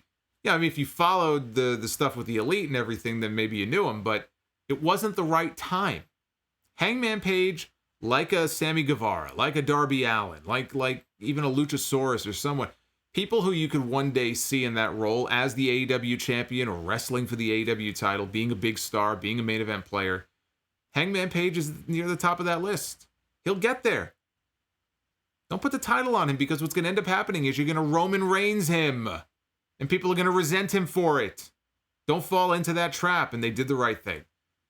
Now, here we are 1 year later, I can absolutely picture him as the champion. It's been an incredible year for Hangman Page. The transformation character-wise that he has made, the fan support that he had before the fans went away. Hopefully it'll still be there when they really start coming back. They're slowly getting people back into the buildings. But I mean, I'm talking like those big crowds, He's there. He's already there. So now you can build him up for next year. It'll be like night and day. And he'll be ready to be the world champion. And he could be the guy that, like an MJF, helps carry this company for the next 5 to 10 years. I think FTR is winning. And Omega and Hangman are headed for Splitsville, as many teams seem to be in WWE. Everyone's splitting up. Everyone's splitting up. Hopefully not in their personal relationships. That's different. First ever Mimosa Mayhem match. You like how I said that? Mimosa Mayhem match. Chris Jericho against Orange Cassidy. Blood Orange Cassidy. The loser is, I guess, dumped in a vat of acid or whatever the stipulation. Mimosa acid. Chris Jericho is taking a mimosa bath on this show. This is going to be a win for Orange Cassidy. Chris Jericho is going to do the comedy. It's like the comedy pratfall, He's going to be the one who's going to get dunked. And he's going to freak out. It's going to be an epic freak out. Chris Jericho on Dynamite next week is going to be completely insufferable because he's going to be beside himself. I mean, if you thought him having his jacket stained set him off, imagine what he'll be like after he gets dunked on Saturday night. That should be fun. And then we get to the main event. AEW champion Jon Moxley defending against MJF. If they were to put the AEW title on MJF, not a move I would hate, not a move I would make. Too soon. Plenty of time. I would let Moxley go a few more months, and I would say maybe at the next pay-per-view in November, maybe against Kenny, that would be a good time for him to finally drop the belt. I would not put the championship yet on MJF. There is still plenty of time for that to happen. And this will be a big test for MJF too. The match that he had with Jungle Boy, I think it was back at Double or Nothing, that was a big test. They went out there and they stole the show, or nearly stole the show. They had a great wrestling match. I've heard a lot of people knock MJF. He's a great character, he's a great talker, but as a wrestler, he's like, he's actually very good. He may not be, a technical master, but he's actually very good. He had a very good match. That was a huge night for him. This is going to be a little bit different. I don't think people are expecting a technical masterpiece from either one of these guys. That's not who Jon Moxley is. This is going to be more of a brawl. It's not no DQ, but we never see DQs anyway in this company. I can remember one disqualification, and that was the first fall of an Iron Man match between Kenny Omega and Pac. They don't do DQs in AEW. So I think it'll be more of a brawl. I think Jon Moxley is going to get the win, and he is going to retain his championship. And so that is the rundown of the card. Again, join me live immediately following All Out on Saturday night, right back here on the YouTube channel. And in case you forgot, there it is right there. Boom. Boom. I love that little animation. Boom. Hit that subscribe button and then ring that bell. That way you will get the notification as soon as I go live. All right, Twitter poll. What did you guys think of this show tonight? Overwhelmingly positive score. Almost 1,100 votes in. 74, roughly, right? 74%. Thumbs up. 26% thumbs down. So you guys apparently enjoyed Dynamite a little bit more than I did tonight. I would still go thumbs up on the show, but not by that margin. I would not go thumbs up by that margin. You can still vote and let your voice be heard at Solomonster on Twitter. Dry Chicken Without Flavor says AEW fans and NXT fans in a blood and guts slap fight. Now that would be interesting. That would certainly be interesting. I would be in favor of that.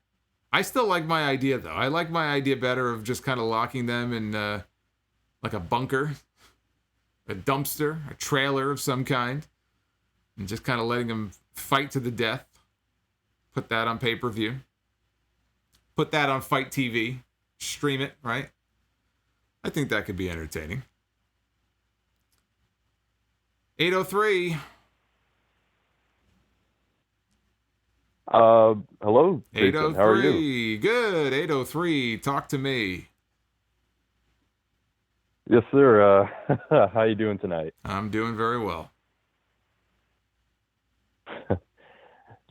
Yes, sir. That's good to hear. Yes, sir. So, I guess basically my thoughts on the show. Definitely not the strongest go-home show for AEW, especially that we have seen this year. But of course, with the circumstances with COVID and everything, that is most certainly expected.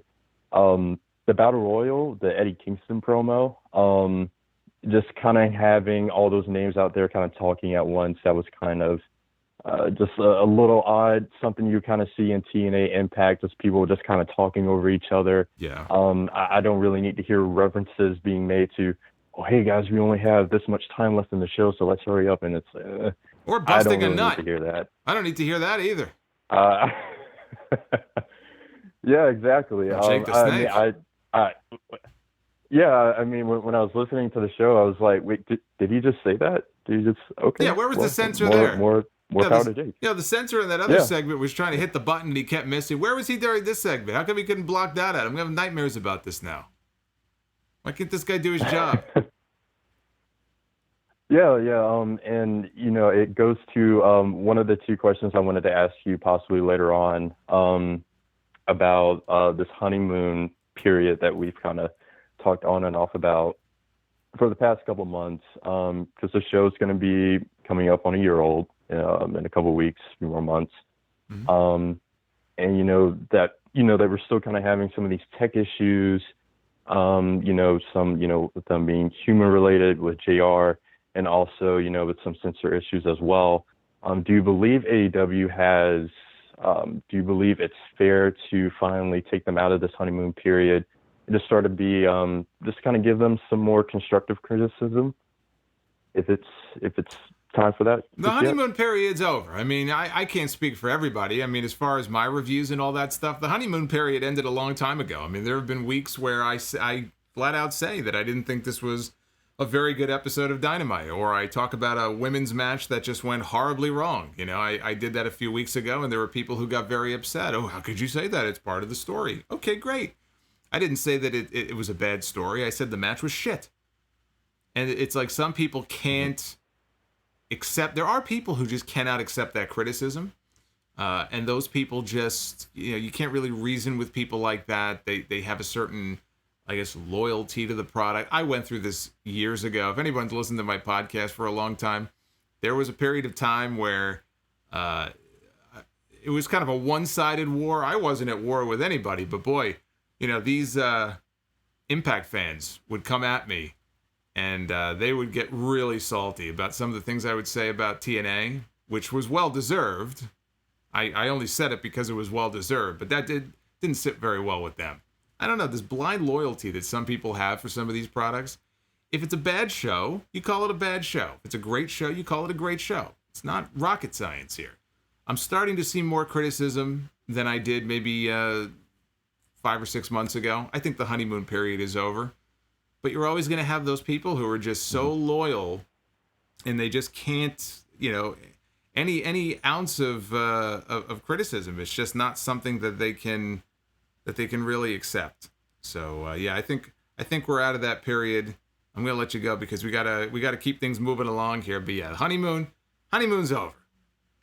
The honeymoon is over. It's like getting married. You get that honeymoon in there, and then the marriage begins, and then it all goes downhill from there. I kid all the married people.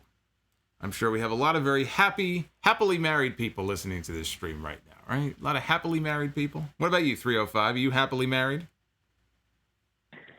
No, I'm too young for that. Okay. Well, how young are we talking here? 30. That's not that young. Not to get married. No. And my mother had me when she was 22. Jason. Yeah. I'm here.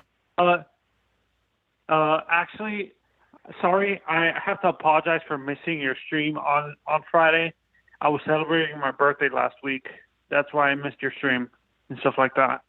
You don't have to apologize. That's fine. I hope you made the most of it. Did you do anything? Did you do anything rowdy for your birthday? No. Like get married or something? No. I'm not getting married. I don't want to deal with that drama. Smart man. Jason, when do you think AEW is finally going to pull off this stupid 4 horsemen type stable crap? Do you think? And honestly, I'd like Lance Archer in that group because he can be like the Sid Vicious when Sid Vicious joined the group in NWA and stuff like that. And a lot of people didn't like that, though. They don't look back fondly on that period, though, where Sid joined the group. No, but yeah, honestly, I agree. I saw that. It wasn't good. There was some good parts. There was some bad parts. When I saw that, it was in the middle for me. It wasn't bad. It wasn't good. And honestly, I like FTR and Adam Page in the group. Do you think Adam Page's character fits that type of group, or not so much? If he turns heel, I wouldn't. No. I wouldn't do that. And I thought they made it very clear tonight, unless it was all one big swerve. They were just using him, and they have no interest in partnering with him or kind of bringing him into the fold. I mean, there'd be a better chance of Kenny Omega linking up with them, and I'm not even saying Kenny needs a group, but I don't think Hangman is the lone wolf kind of babyface type. That's the right role for him, and you start to build him up because when he wins that championship, he's got to be a babyface. When he wins that title, whether it's next year, whenever it may be, that's a big babyface moment. I would not turn him full on heel. He's already been almost like a tweener type for so long. I wouldn't turn him. Yeah, that's what worries me. Do you think there's still since John Moxley is maybe not losing the title, do you think he actually can? You don't think he actually ends up doing a stable right now, right? You don't think he can? Moxley? Moxley. No. John Moxley does not need a stable. He's very unstable. Even though, no, that's what I'm saying. Partner him up with like Darby Allin or No, I wouldn't do that. No, it doesn't fit. It doesn't fit either of their characters. They do their own thing. They don't need to be together. I wouldn't do that. To me, it doesn't make any sense. It just doesn't fit their characters. I would not do that. 423. Hey, Jason, this is me, James Vaughn. How you doing today, man? Doing good, James. How are you? I'm doing all right. Just, was going to the gym, helping my neighbors, and just trying to enjoy, this new month. I thought AEW was a okay show. It was, they were a bit, like you said, building up to Saturday and everything. And I just want to say, I think we got too many factions in AEW. I think there's so many. I don't mind seeing a full horseman version if they do it right. But that's here or there. But what do you think? What do you think about that main event with Moxley? I wasn't really a fan of it. I know it was just being played up for comedy. They wanted to get to the end angle. I mean, it was a means to an end. The end was to get MJF out there to reveal that he wasn't really hurt, and then go medieval on Moxley and get the blood, get the juice going. So they accomplished that, but you could have done that so many different ways, So I just thought it went on 3 minutes longer than it had to, the quote-unquote match with the lawyer. And the only thing that really mattered was what we saw at the end. That visual of MJF with the blood on his face. That was the money shot right there. Oh, yeah. I like MJF, and I did enjoy the FTR and Omega and Adam Page thing. I thought that was really good. How, I think that we'll have. I agree. We'll have new tag team champions, and then you'll see Omega and go back to the cleaner, and you see Adam Page be that baby face. Because he's gonna be champion sooner than later. I just want to say that I agree on that. But let me ask you this real quick. Since Cody's going to be out for a little bit, will AEW be okay without Cody? They can still have that roster they have right now that can carry it. No, I mean they'll be fine. They don't need Cody. Cody can stay out an extra month if he wants to. I think he's only going to be gone for maybe a month. He can stay out for another month. It's not like they need to rush him back. They've got a lot of talent that they actually, it almost feels like they don't have time for. They haven't introduced that second show yet. I have no idea when that second show is coming or how long it's going to be, what night of the week it's going to be. It was in the contract that they signed with TNT when they renewed back in January that they were getting a second show on the network. And then at that point, and it's not going to be Dark, it's going to be a totally new show. I guess Dark will continue on YouTube. Because they have so much, they do have a lot of talent, and we don't necessarily get to see them all every week. Cody had that nice stretch there with the open challenge. Now he'll do the injury angle. He'll come back. Maybe he'll feel a little bit fresher. Because being the TNT champion, it was putting him in the ring every single week. So it's fine. They got plenty of other talented guys on the roster who can step up, in his absence. And I think that they'll be perfectly fine. If there are more super chats, I'll get to them. If there were questions or whatever, you can send them on in. I will read them all. So again, for those people who were coming in later in the stream who missed the beginning, the description down below has special amounts and stuff, or it could just be whatever. It doesn't have to be those. We'll take some super chat questions if there are any in just a little bit when we wrap up here. I don't want to neglect those folks. Let's go to 718. First time caller. Long time listener. This is Six Williams. How you doing, Solomonster? Good. That's my old area code. Yeah, I live in Long Island. This is my cell phone. Perfect. I had sent you a super chat. I have this question. I felt like I need to call in and ask you. Sure. Listen, I understand when you say the women's belt, the NWA women's belt's supposed to be small, but it looked plastic. Those rubies look like plastic. The belt looked like a toy belt that you can buy out of like Toys R Us or someplace. Maybe it was. Did you get a close look at it when she put that? I didn't. Like, why didn't they give her the medal? I saw it in the, when she first came out, but I saw it, there was a picture on Twitter earlier, but I wasn't really focused on it, so I didn't get to see the rubies and everything in it. I don't remember, it's been so long, it's been so many months now. Is that the same belt that she had on NWA Power, or did the belt change? Do you know? I'm not sure. I don't remember. But what I'm sure of, yeah. like, if you get a chance, please go back when she had the belt and she's talking into the camera after the match, look at that belt. It's plastic. It's not metal. At least Cody belt, you can tell it was metal. That belt that girl got is plastic. Let me see here. I'm going to see if I can bring it back, because I have to see a picture of this. I don't think I saw what you saw. After the match, she got up close with the belt, and you can clearly see that that's a plastic belt, bro. It's a plastic belt, and I'm wondering why she walking around kissing that plastic belt. Well, maybe they misplaced the actual one, and this was kind of just something that they gave her or she bought or something to bring it on TV. Let me see here. When she did the interview last week, when it was her and Sheeta together, it's the same belt. It's the plastic belt, and I'm saying AEW women belt don't look that great, but it's nice. It's a nice metallic metal compared to the NWA's women belt. That thing is plastic. Get a good look at it, bro. That belt is plastic, and she got a nerve to come on our show with that plastic belt.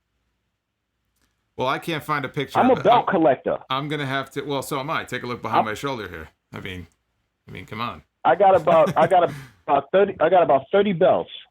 And I even bought the Fiend's belt when it was $6,500. I believe it's like $500 now. So when the Fiend's belt was $6,500 released, and you bought it. Wow. Now, is the idea that you're going to hold on to it and collect it, or you're going to turn around and resell it to somebody else? No. I'm a collector. I just finished redoing my house here in Long Island, so I got a room that they're going to finish up this week, and I'm going to have all the belts. And the Fiend's belt got a special case. It looked crazy. I'll take a picture of it and put it on Twitter when everything is done. Yeah, definitely. I'm trying to just see one last time if I can find a picture of this belt. If not, I'll have to wait till I'm off here, and then I'll go back and watch. You seem very upset about this. You seem very upset about this. You must be happy with the plastic ban here in New York when they banned plastic bags and everything a few months ago. You must have been head over heels about that. Yeah. There it is. Okay, wait. Because that's blurry. All right. Well, this is not riveting. We'll wait till later. I'll take a look at it. Clearly you are very upset about it, but I must have missed it because it didn't. I expect more. I expect more from the NWA because I have their belt. I have all of their replica belts from like the old school belts, even though down to the one Nick Aldis wears today. So when I look at the women's belt, that belt is horrible. It's plastic jewels, plastic everything. Well, Oz and Glorious just sent a super chat in saying that you're lying about spending $6,500 on that awful belt. He is not a fan of the Fiend belt, and he can't believe that somebody would have spent that much money on what is like a Well, tell the person that actually sent that super chat in, I make over $190,000 a year. I'm a psychiatric nurse for the state of New York. Well, yes, I bought the belt for $6,500. Follow my Instagram, and then you'll understand. There's no reason to lie. Shout out your handle so people can go check out your Instagram. What's your handle on there? Yeah, my Instagram, I got two of them. One for my exotic cars and one for the regular. Six Williams, SYXX Williams, WILLIAMS. Now, thanks a lot for the call, but please, Solomon, please look at that raggedy ass belt, man. Horrible. I will. Just horrible. I clearly I missed it because I have to go back now. I'm actually really interested in going back and seeing how awful this belt looks based on your recommendation here. But I'll have to probably do it later. Unless you find a picture of it, tweet it to me at Solomonster because I can't find a freaking picture of this thing. All right, I definitely will. I'll look now. Thanks a lot, and thanks for the call, brother. Oh, no problem. All right, well, there you go. Wow. It was really upset. It was really upset about that. I got to take a look at this. I won't do it now. We'll move on. But wow, he was really upset. But you know what? I guess as a belt collector, you're particular about the way that things look. But that Fiend belt. I had completely forgotten that WWE was selling that belt for $6,000. I thought it was $7,000 actually when it initially went on sale, but it was $6,000. And that same belt now, you can get it from WWE for like $400. I can't get over that. Wow. For a belt, by the way, that he held for what? How long did he even have that belt on TV for? 2 matches before Goldberg beat him for it? I wonder if he's going to... Well, I guess... I was going to say, I wonder if he's going to bring it back now, but I forgot he's no longer the champion. He won the belt back last Sunday, and then he dropped it. He didn't even have enough time to bring the old belt back. That's how short of a reign he had this time around. I don't think I could bring myself to spend that kind of money on that Fiend belt. I don't think I could spend that kind of money on any belt. And I love belts. But I have my limits, 773. Hey, Solomonster, how you doing today? Do you have any belts at home? I don't mean like belts to hold your pants up. I mean like championship belts. Do you collect belts? Do you have any belts? No, I am not a collector. I only have toy ones for my kids. WWE World Heavyweight Champion and the spinner belt. Oh, the spinner belt. Well, I guess it's for the kids. I'll let it slide. Yeah. It's for the kids. It's for the kids. Anyway, this is Rob Bass from the chat. Just wanted to give you a call to see how Rob you Bass. guys are doing. That is me, yeah. Shout out to my Essential Jackass brothers and Food Hive. I was calling because obviously, you know, I got a plastic bottle here. I don't want to piss anybody off. Here, I'll put this over here. Jeez. Ew. All right, go ahead. I was calling because I'm a big fan of Thunder Rosa, and I was very happy to have her on Dynamite today. I know there's no chance of her winning on Saturday, although I will be pulling for her all the way through. Huge fan of Ricky Starks. I definitely want something with him and Darby after All Out. I was actually hoping that they would have a match on All Out, but I could understand if they want to do a little bit of a slow build for them and maybe have something at the pay-per-view. But what do you think would be any possibility of, you know, other talents from the NWA coming in, especially Nick Aldis? I mean, now is the time to try to capitalize. Yeah, I mean, thinking, what do you think is any possibility? Yeah, of course there is. Yeah, absolutely. I mean, they've established that Tony Khan is willing to work together with Billy Corgan. Nick Aldis, I know, is doing something with Mike Kanellis, I think. There's something, I saw some stuff on social media where he may be defending the NWA title against him soon.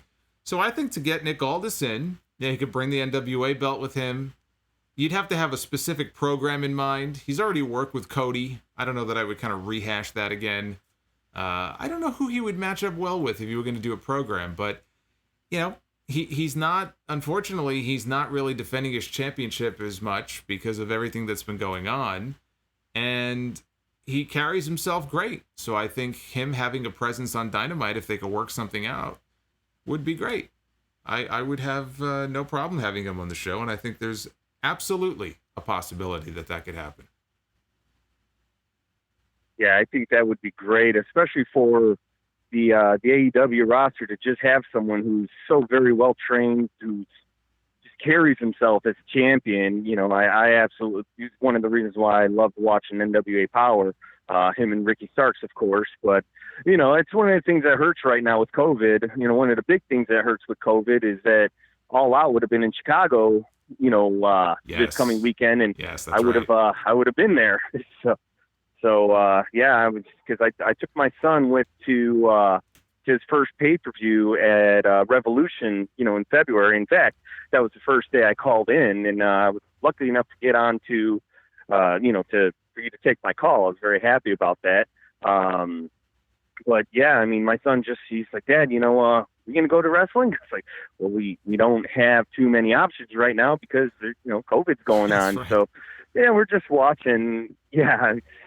He's enjoying it. It was so funny because when he was 5 years old, you know, I was just kind of just looking through YouTube, just watching some old clips of WWE, and I was like, hey, you know, why don't you come over here and watch this with me? And he's, no, thanks, Dad. I'm good. I was like, oh, okay, no big deal. You know, like I said, I was just watching old stuff because I don't watch new stuff anymore. And then once Dynamite started coming on TV, you know, I would be watching, and he goes, Dad, can I watch that with you? I thought you didn't like wrestling. He goes, no, I didn't like the other stuff. I was like, okay, yeah, let's go ahead, let's watch it. He likes the flippy stuff. He doesn't care too much about storylines, but he's 9 years old. So, he loves the atmosphere that AEW brought, and I'm trying to get him into some of the old school wrestling, like NWA and like NWA, AWA of yesterdecade. And he has some interest in it, but he likes certain things. He doesn't like other things. Like his favorite wrestler right now is Cody Rhodes. So I was trying to show him matches of Dusty Rhodes, his dad, and he's just like, oh, that doesn't look like. No, I was like, you got a lot to learn, kid. But I would imagine he looks at maybe a Dusty Rhodes, and I don't know. Dusty obviously had a very distinct look. So as compared to someone you would probably expect to see today on television in wrestling, I could see where he would look at him and go, this guy was a world champion, but he doesn't know what he missed out on. No, he absolutely does not. And trying to, Ric Flair of old, especially. I mean, he's definitely on my Mount Rushmore of wrestling. Absolutely, him and Bret Hart, and I'm trying to, get him into some of these older characters. But when I was young, I liked the high flyers, the Rock and Roll Express and stuff like that too. So I understand he'll learn how to like the ground based wrestling too eventually. So anything else come to your mind here before we? I found a picture, by the way, and when Rob gets off, I'm going to put it up on screen, and I want everybody's opinion about what they think. I think this is the picture of the belt that he was referring to, that he was freaking out about. So anyway, finish your final thought, and then I will put this up for everybody to see. All right, my final thought. Just wanted to thank you again for all you do. Once again, shout out to the Essential Jockasses in the chat. Yeah, I know I messed that one up. And Food Hive, thanks again, brother, for the recipe. And thank you again, and I will be calling in next week for my anniversary. So it'll be my 13-year anniversary, and I'm still going to try to give you a call, all right? Oh, that's fantastic. You got a 13-year anniversary, and I have a 13-year anniversary coming up in a couple of months. Nice. Anniversary of this show, of this podcast. Anyway, happy early anniversary. Thanks again, man. Have a good night. All right, you too. So here it is. Here it is, everybody. I believe this is the championship that he was referring to. This is the National Wrestling Alliance Women's World Championship. And in the middle of that title, that must have been the night that I think she beat Allison Kay for it. Is this not it? It's possible. Somebody in the chat said that's not it. But this is the belt that I think she won from Allison Kay. And I could see they had the jewels in it. I mean, maybe this isn't it. This doesn't necessarily look like a plastic belt. So my guess is maybe he's referring to a different one. I actually don't think this looks terrible. So I'm going to assume that maybe he's referring to something else. But I don't know. I'm looking at this right now, and I don't think this looks that bad. So anyway, he had me very curious. Oz and Glorious, shout out to Dry Chicken and Food Hive. See, we all look out for each other. I feel like half the super chats that come in are shouting out other people in the chat. This is a very giving bunch, giving their shout outs away. Dry Chicken, champagne, orange juice, whiskey, orange vanilla Coke, and meat lovers pizza. Screw pineapple pizza. Getting ready for AEW All Out. I think I'm gonna vomit having just read that. But hey, I mean, it sounds like a party. Oz and Glorious, when humble brags backfire. It was so long ago, I don't even know what that was in reference to. Food Hive, was that Captain Planet? Was that Captain Planet? I don't know, but there was a lot of hate for plastic there in that call. Ever see the Robot Chicken segment? I used to watch Robot Chicken all the time years ago. I don't even know if they still make new episodes of Robot Chicken. But I really used to be into it. And they did a Captain Planet skit. It was like Ted Turner, because that was Captain Planet. That was his whole idea. And it was like Captain Planet was going around. He was like killing people off who were littering. And he would just yell like, Captain Planet! So when I read your super chat, I thought of Captain Planet from Robot Chicken. And I almost busted it. Almost busted a nut or a gut. Jesus Christ. Almost busted a gut here on the stream. That's a different stream. We won't be doing that tonight. YouTube wouldn't like that. Oz and Glorious, AEW, if you're listening, sign Heather Monroe. We have a Heather Monroe fan in the chat. And Six Williams just verified. He said, no, the belt on TV was plastic. So there it is. That was not the belt on TV tonight. I'm just going to wait when I'm done here. I'll go check it out. I got my YouTube TV, so I could easily rewind. And I will go back to the segment. I promise you. I definitely want to take a look here and see what that was about. Man, that Captain Planet thing got me. It got me. I brought myself back, though. I didn't lose control like I did on that one stream. When I had a caller on the line and somebody in the chat, I made the mistake of looking in the chat.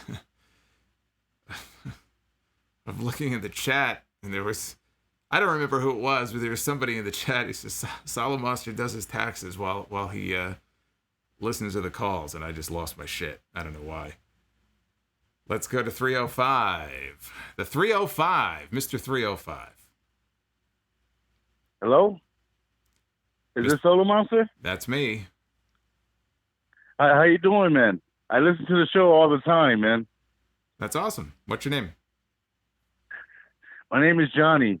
Unfortunately, I just switched to a new smart TV, so it's like I got to upload so I could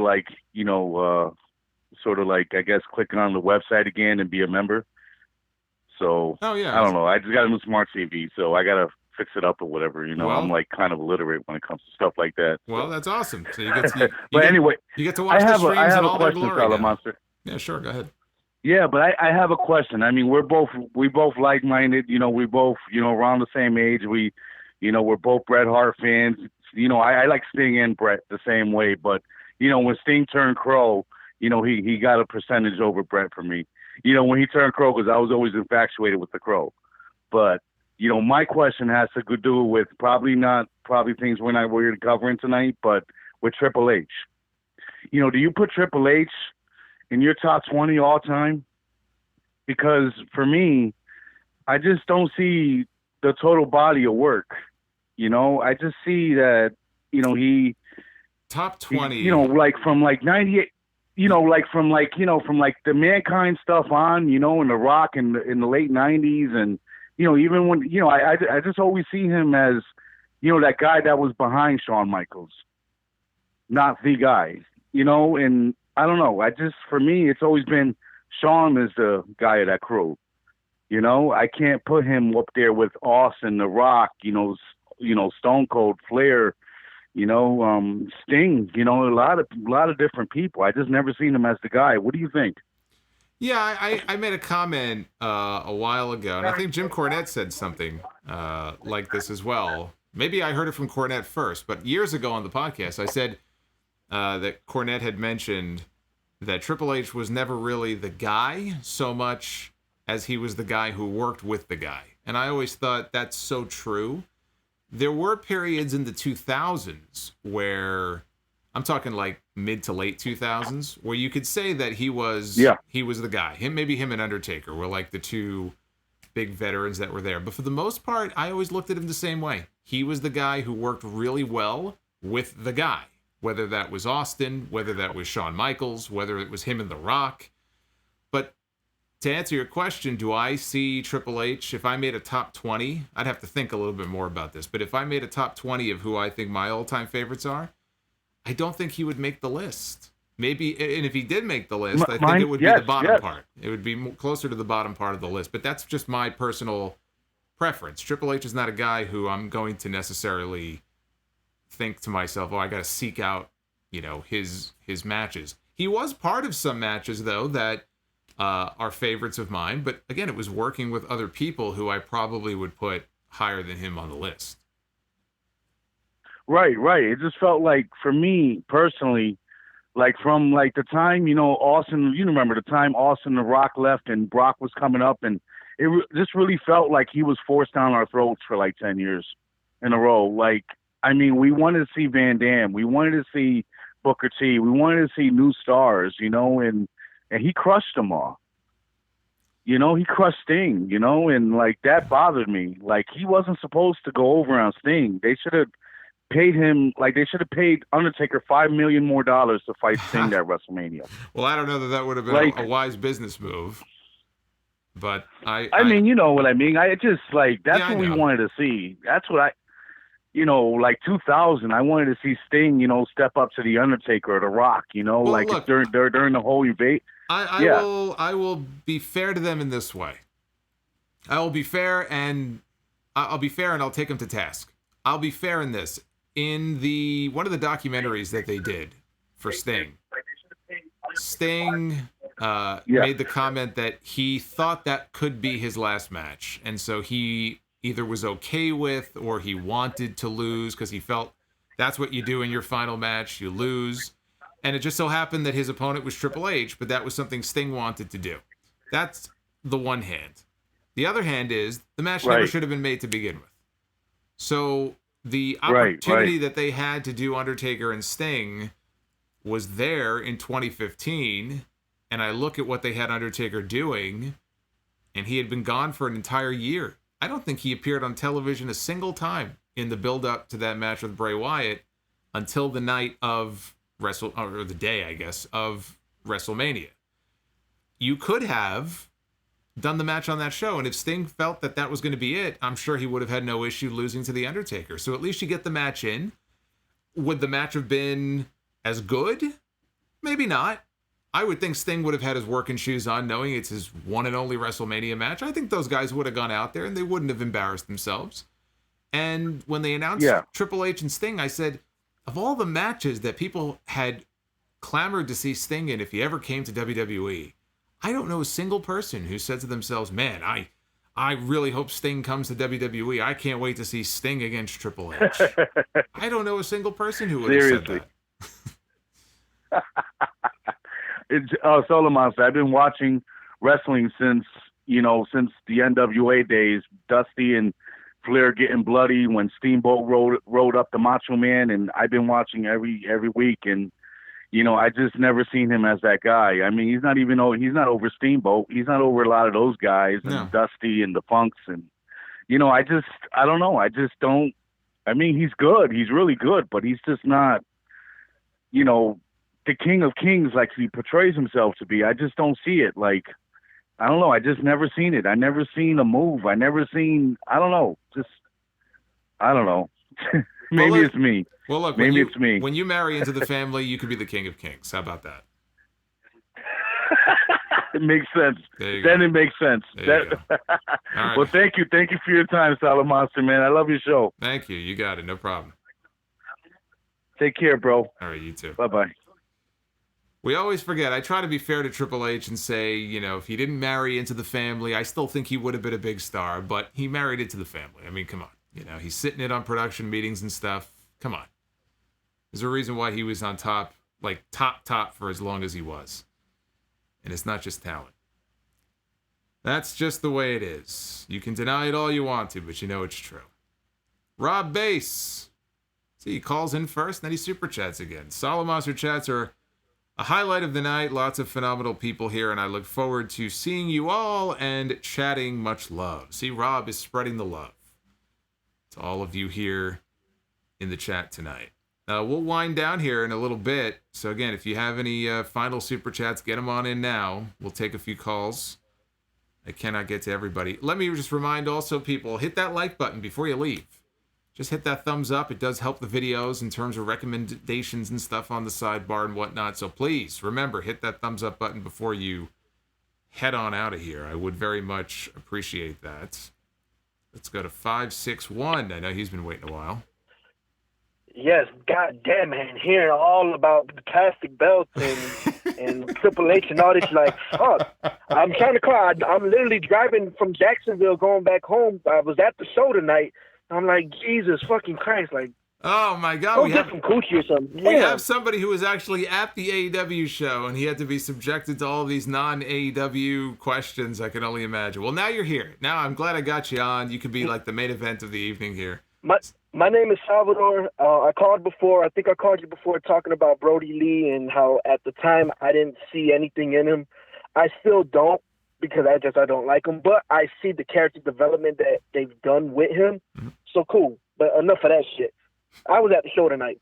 I don't know how it was. Y'all saw it on TV, but there at the arena, it was just, I mean, for what it was, because it was all social distance. It was actually a pretty fun show. Like the crowd was there. You know, we cheered when we needed to cheer, boo when we needed to boo. We sang Jericho's song when Jericho came out. Yeah, I heard that. You know what I mean?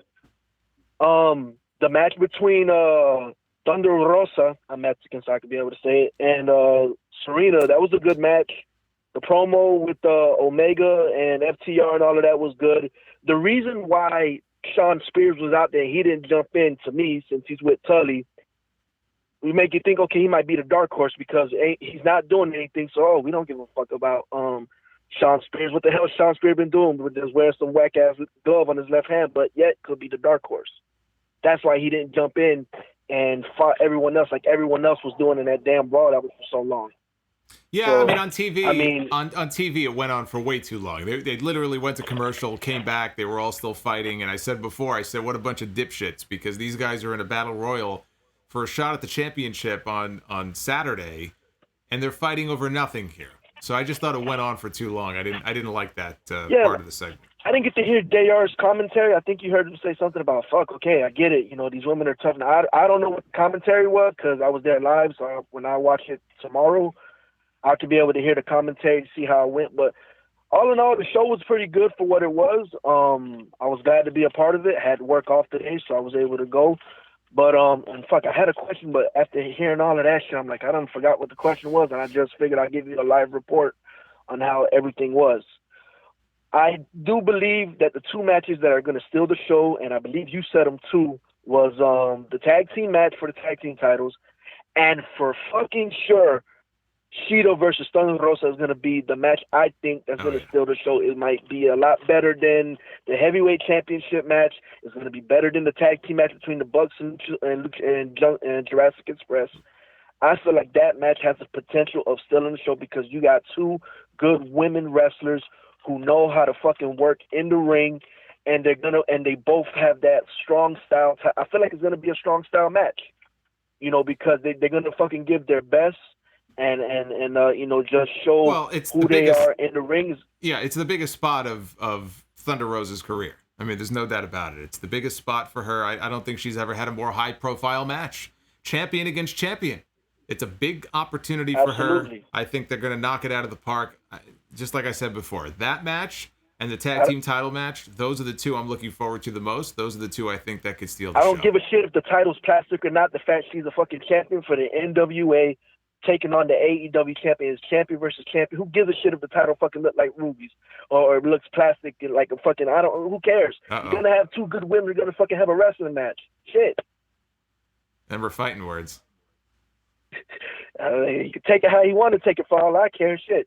All I know is the show was fun. I'm not going to be able to go Saturday, but I was able to go tonight, and the show was awesome. And love your reviews. I always listen to them at work. I just happened to be able to listen to it tonight, you know, being off of work. And I'm like, I tried to get on yesterday. I couldn't get on. Tried to get on Sunday. I couldn't get on. But I'm like, fuck it, I'm going to get on today. And sure enough, here I am. Well, I'm glad you made it, man. Yeah, it's been all jammed up, but I'm glad, especially tonight, being that you were there. I'm glad you made it through. Yeah, I'm pretty sure. I didn't get a chance to be able to message you to let you know I was going to be, you know, that I was going to be there. But fuck it, you know, I'm glad I was able to get on to tell you that I was there live to give a live report, and it was fun, you know. It was a fun show, especially for the fact that, you know, we haven't been to shows in such a long time. The last show that I went to was AEW Bash at the Beach down in Miami back in January. So from January all the way now to September, you know, not being able to go to shows and stuff, it was pretty fun. Yeah, the last shows that I were at were probably a week or two after yours. I was on the Jericho cruise, and they filmed some matches on the ship, which was a lot of fun. And they would have done the same thing this year, or next year, but obviously that's been delayed. But yeah, that would have been the last time I saw live shows too. It's always a fun time. It's always fun to be there live. Absolutely, man. Like, it's fun to be there at the shows. It's good to watch them on TV every once in a while, but sometimes it's just good to be there to enjoy the moment. You know, rather take pictures of, like, you know, of certain matches or just enjoy the moment itself. It's a wonderful experience, man, and I was able to enjoy that today. You know, and you know, to take my mind away from everything else. that's going on in this world to get away from all of that. I'm 32. I'm married. Got kids. And I'm happily married. I don't know who don't want to get married, but that's their business. But anyways, Thanks for taking my call. One final thought. Agree to disagree. Pineapples go on pizza. Have a good night. That's the mic drop right there. He had a mic drop moment there. We will agree to disagree.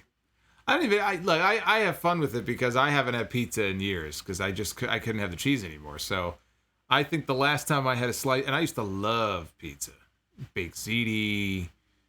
I haven't had that stuff. God, the last time I had a slice of pizza. It had to be at least 10 years. I don't think I've had pizza in 10 years.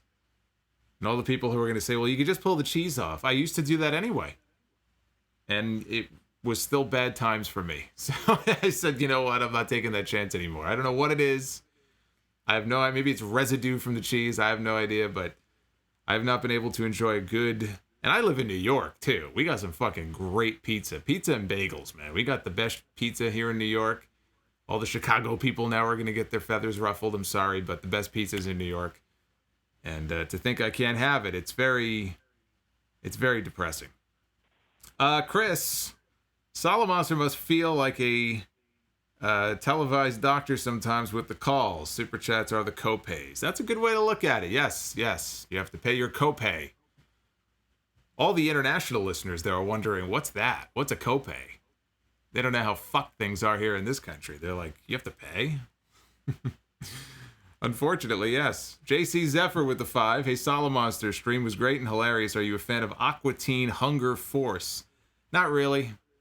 I think years ago I saw a few episodes, but it wasn't really my thing. One of the things I actually want to do when I used to, years ago when I was younger, when I used to watch Beavis and Butthead, it would be... I think they would have episodes at like 11 o'clock and 11:30 back to back, and then at midnight, Eon Flux, the cartoon Eon Flux would come on.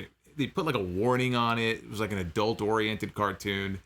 But the animation I was never really into. I just thought it looked like shit, and I never had any interest in it. And I noticed somebody pointed out to me recently that you could watch the episodes, if you have whatever your TV subscription is, you go on the MTV site, and you can watch old episodes of the Eon Flux, or Aeon Flux, however you say it, cartoon. I might give that a shot.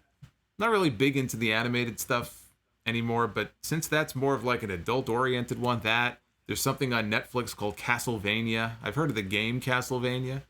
All these things now, I want to check them out and see how they are. I have a whole list of things I have to catch up on. Lone Wolf with the $5. We all know that you would never work for the Irish Madmen, but would you work for AEW if the opportunity presented itself? Hey, I'm open to whatever offer. It doesn't mean I have to say yes. They ain't coming calling. But it depends. It depends what the opportunity was. It's not a definite no. It's not a definite yes. If it was appealing and I thought it was something fun, I'd consider it. But I'm not expecting that. Dry chicken without flavor. Should AEW... allow Moxley to defend the IWGP US title on Dynamite or one of the New Japan America events? The belt needs justice.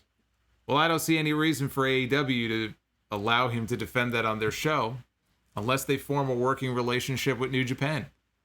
Otherwise, I see no reason to acknowledge it at all on TV. Oz and Glorious, I was in New York in March and had lots of amazing vegan pizza. You're just trying to rub it in now? Is that what you do? Rubbing salt in the wound? Trying to make me feel bad?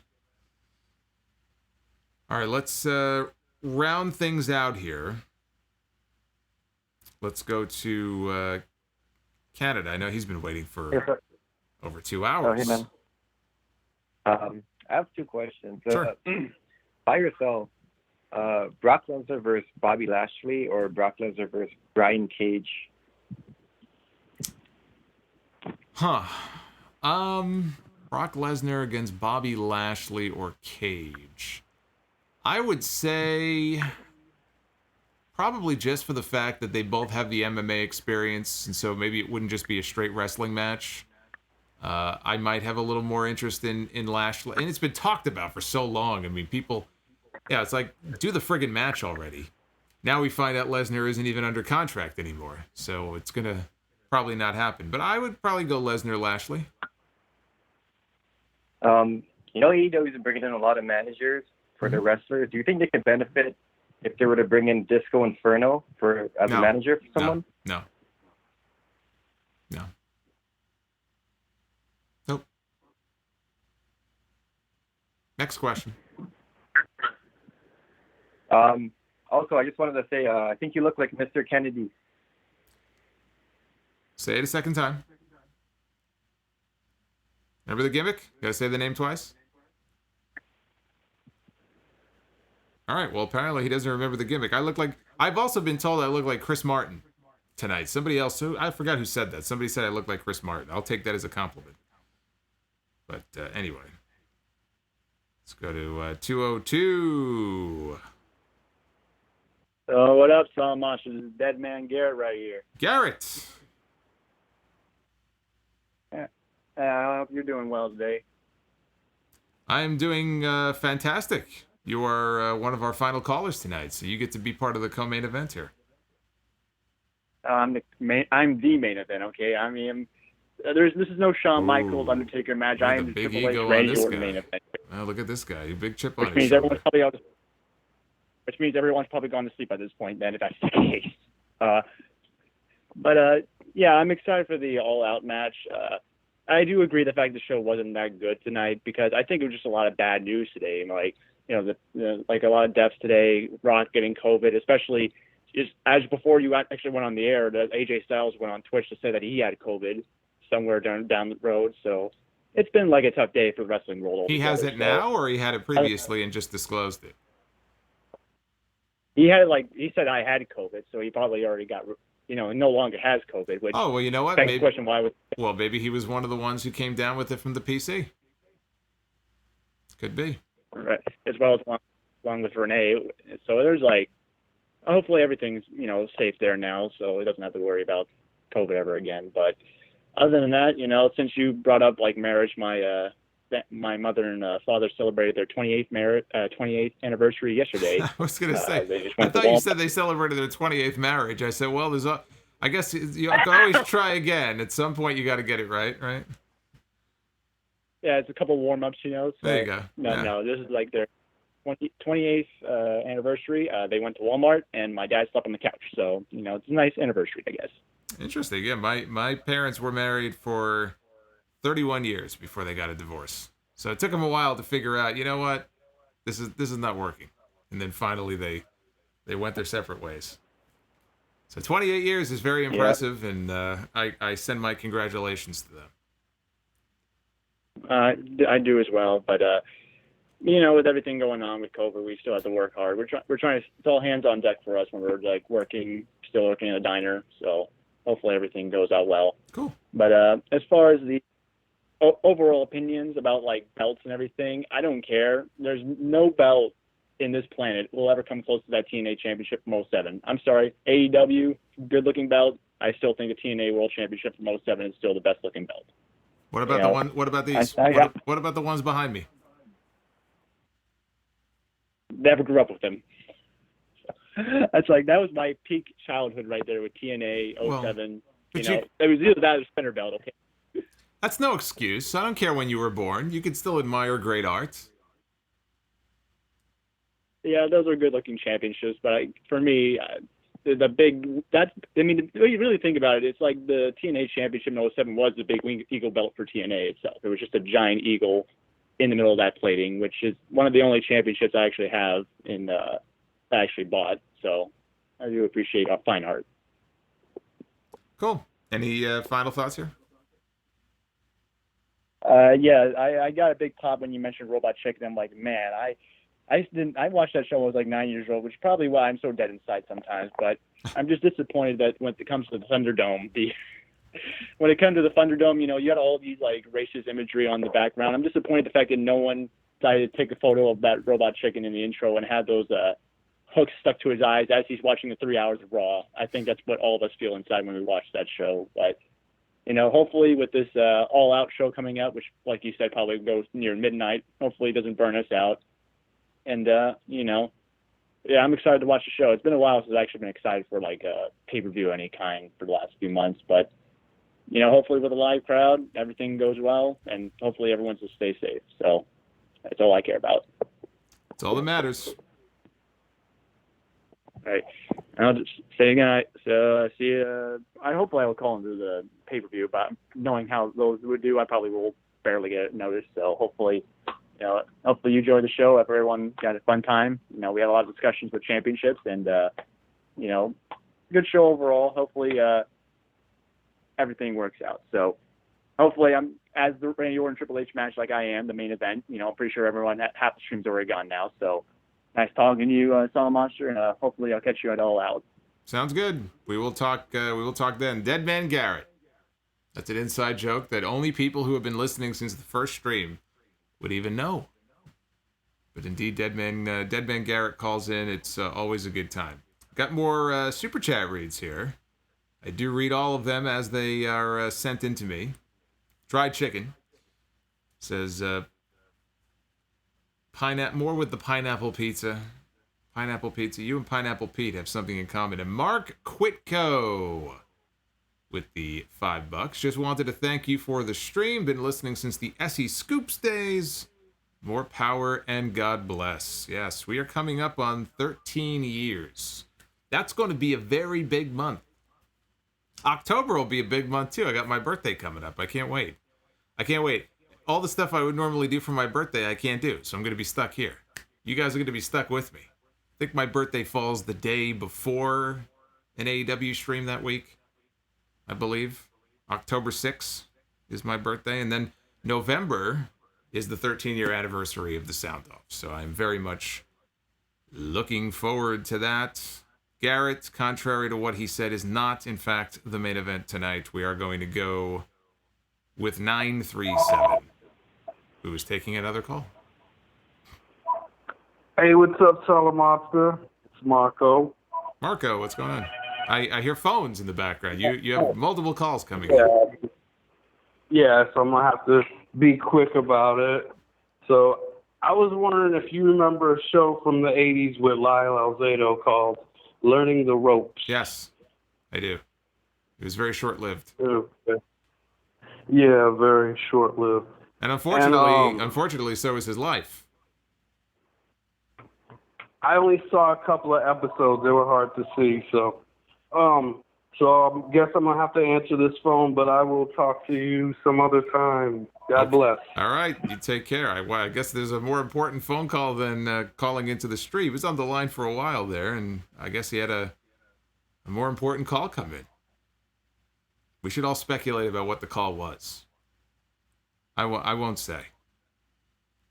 I won't say. All right, so this has been... we got another super chat. C. Moonsault. My favorite wrestlers growing up when I was a kid was The Shield. You were a kid. The Shield. All right, we have a young fan here. Who were your favorites as a kid? My favorites as a kid. Look, I was a Hulkamaniac.